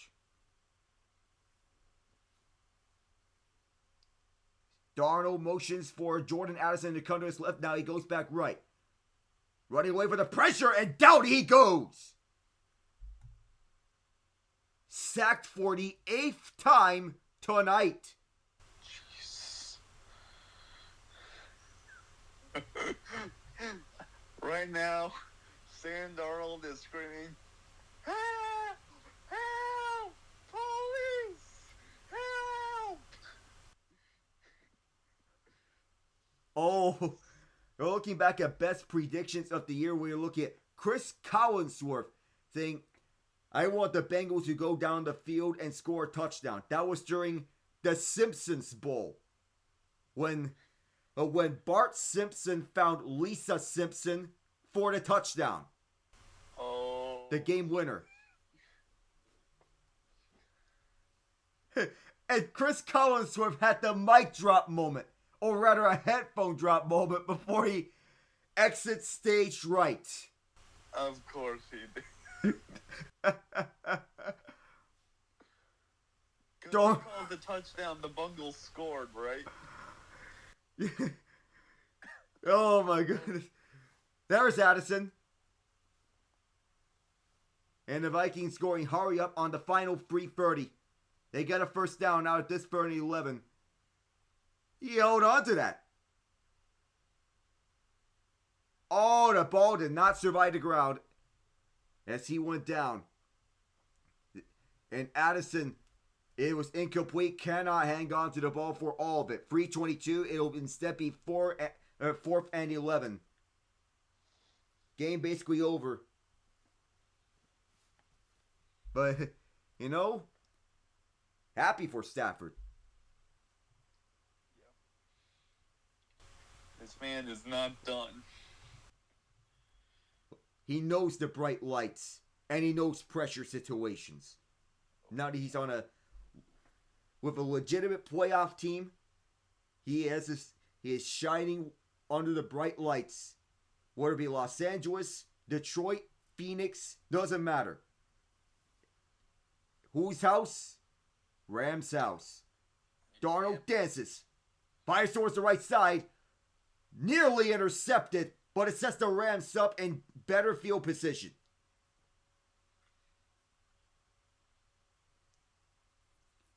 Cameron Kinchins was looking for a takeaway, which would have been the second interception of the night for the Los Angeles Rams, because already the only interception of this game came from Kobe Durant. And you got a scoop and score from Jared versus Akello Witherspoon. Knocked the ball off of Sam Darnold. You go on to the sack counter. Onto the sack counter is 8 for the Rams. 1.5 each from Neville Gallimore and Byron Young. 2 for Kobe Turner. Half a sack for Michael Hoyt. 1 each from Akello Witherspoon and Durant. Half a sack from Fisk. That adds up to 8 sacks on the night. As we have the Rams just seemingly just running it down the Vikings' throats. A trip to the city of brotherly love on the way here. You can already book their tickets using American Airlines. Yep. Why I say this is because of Philadelphia being a hub for American Airlines. Alongside Charlotte, DFW, Chicago O'Hare. It's ironic they mentioned this because, well, this one is for the city and for everyone impacted by the wildfires. Especially, this one is for Altadena, one of the smaller neighborhoods of Los Angeles that's getting impacted the most. The Altadena neighborhood is an unincorporated area and a census-designated place at the San Gabriel Valley and the Verdugos regions of Los Angeles, directly north of Pasadena, 14 miles from downtown Los Angeles. The name coined from the Spanish alta, meaning upper, and dena from Pasadena. So, Altadena means it is adjacent to but at a higher elevation than Pasadena.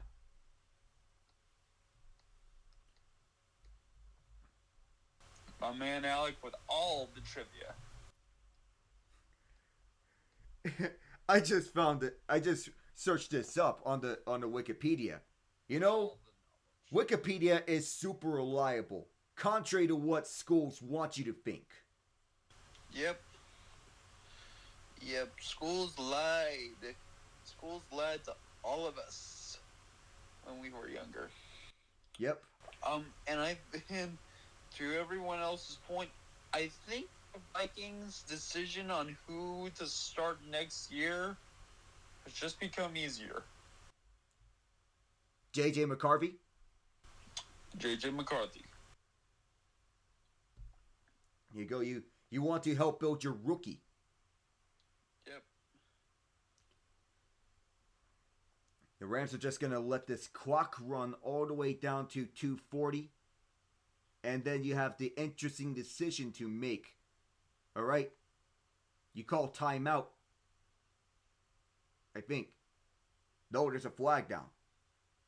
A flag is down. Or did Sean McVay call the timeout before? No, it's the way of game. The way of game against the Rams. Just not intent on getting a playoff. Puka Nacua high-fiving his bench. And one of the Rams fans having a sign saying, "Bring on the Eagles." Well, I will say this. The Rams will bring a tough test for the Eagles. Agreed. I think the Rams have a shot at winning. And, of course, as Tree just tweeted now, it's hard to kill a zombie. Yep.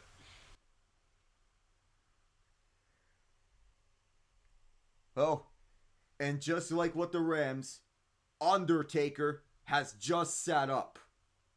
Yep. The Rams are basically Undertaker.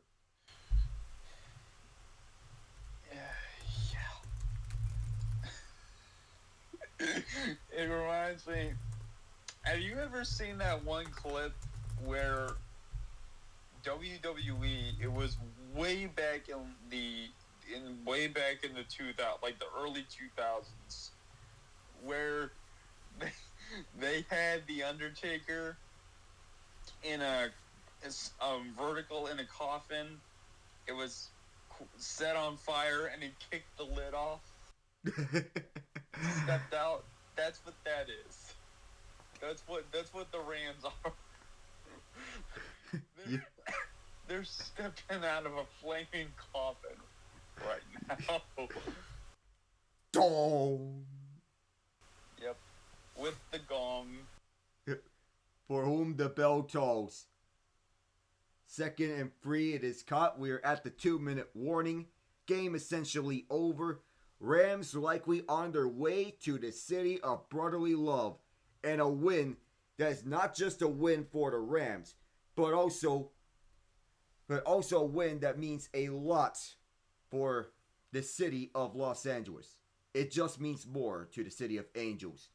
Dedicating this win to all the victims of the wildfires, everyone who lost their homes to it, the people who suffer injuries, and the people who died to those wildfires. Our hearts go out to all of Los Angeles. And for wildfire relief, you can always donate to the American Red Cross or any other donation site that is accepting relief funds for the Los Angeles wildfires to help these people, especially the Altadena community. Altadena needs everyone's help. This community is in a need of because it's being hit the heaviest. Yeah. But for the Vikings, just one more chapter. Just another chapter in their legacy of failure, man.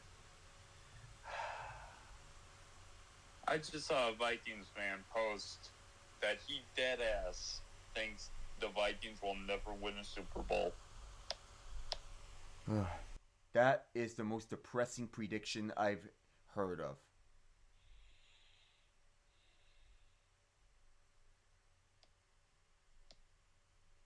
We have news from Jerry World. Jerry Jones spoke with Deion Sanders about the head coaching vacancy. Mike McCarthy was let go. Deion, God, Jerry will have to throw the. Jerry would have to throw the bag and somehow acquire Shedeur. And even then, if I'm Deion, that's the worst place to go because he will have no voice. Exactly. He's a coach that thrives off being the energetic leader, and he will not be able to do that in Dallas. He won't get that in Dallas. He's just going to get overridden by Jerry Jones. Yep. We also got a major event in Australia, the Australian Open. Sam Ray and Medvedev up against each other. Rybakina and Jones next, right after the Medvedev matchup. 1:53 to go as an incompletion on first down. But tennis That's huge around because of the Australian Open that is up and throughout. Yeah, that Jordan Addison catch was up and out of his grasp. Well defended by the Rams.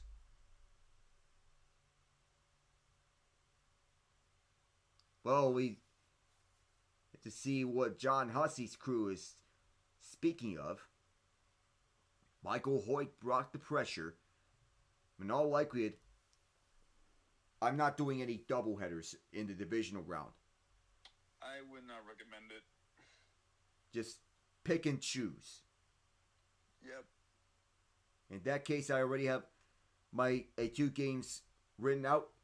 Lions, Commanders, Bills, Ravens. So they've ruled it an incomplete pass. On second down, it is Darnold. And for the 9th time, he is sacked. Keir Thomas and Deshaun Johnson.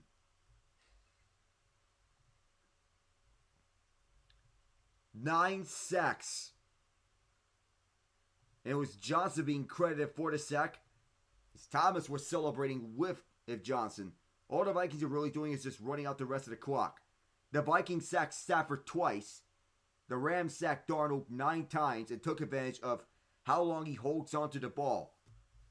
On a job well done by Los Angeles on this game. Matthew Stafford, 19 of 27, 209 yards, 2 touchdowns, of 117.7 passer rating. Kyron Williams with one of the touchdown catches, 16 carries, 76 yards. More of a defensive victory. Kobe Turner responsible for 2 sacks. Jared Verse had a fumble recovery for a touchdown. Akello Witherspoon with a strip sack. The defeat in the Vikings can be felt all throughout. There was just nothing. I gotta be honest, man. Like, if you're the Vikings, what do you do? And I'm not even talking about in recent memory. I'm talking, okay, you had, way back in the 70s, you had Fran Tarkenton, Chuck Foreman, among others. The Purple People Eater defense, 4 Super Bowls in 10 years with one of the best head coaches of that era, maybe any era in Bud Grant. You win nothing. Then you go through mediocre season after mediocre season after mediocre season, and then one day in the draft, you take a chance and you draft this young kid out of Marshall named Randy Moss. He teams up with Randall Cunningham and Chris Carter and Robert Smith. Vikings go 15-1 with Randall Cunningham. They lose in the playoffs. And then they draft Dante Culpepper. With Randy Moss and Chris Carter, they still go ham and dominate. And then, but during one of their postseason runs, they lose and get schooled by Kerry Collins and the Giants. They get shut out. I mean, God, just the legacy of failure and pain is too much. It is. Just too painful to even think about. And, that 15-1 team, wide left. Just wide left.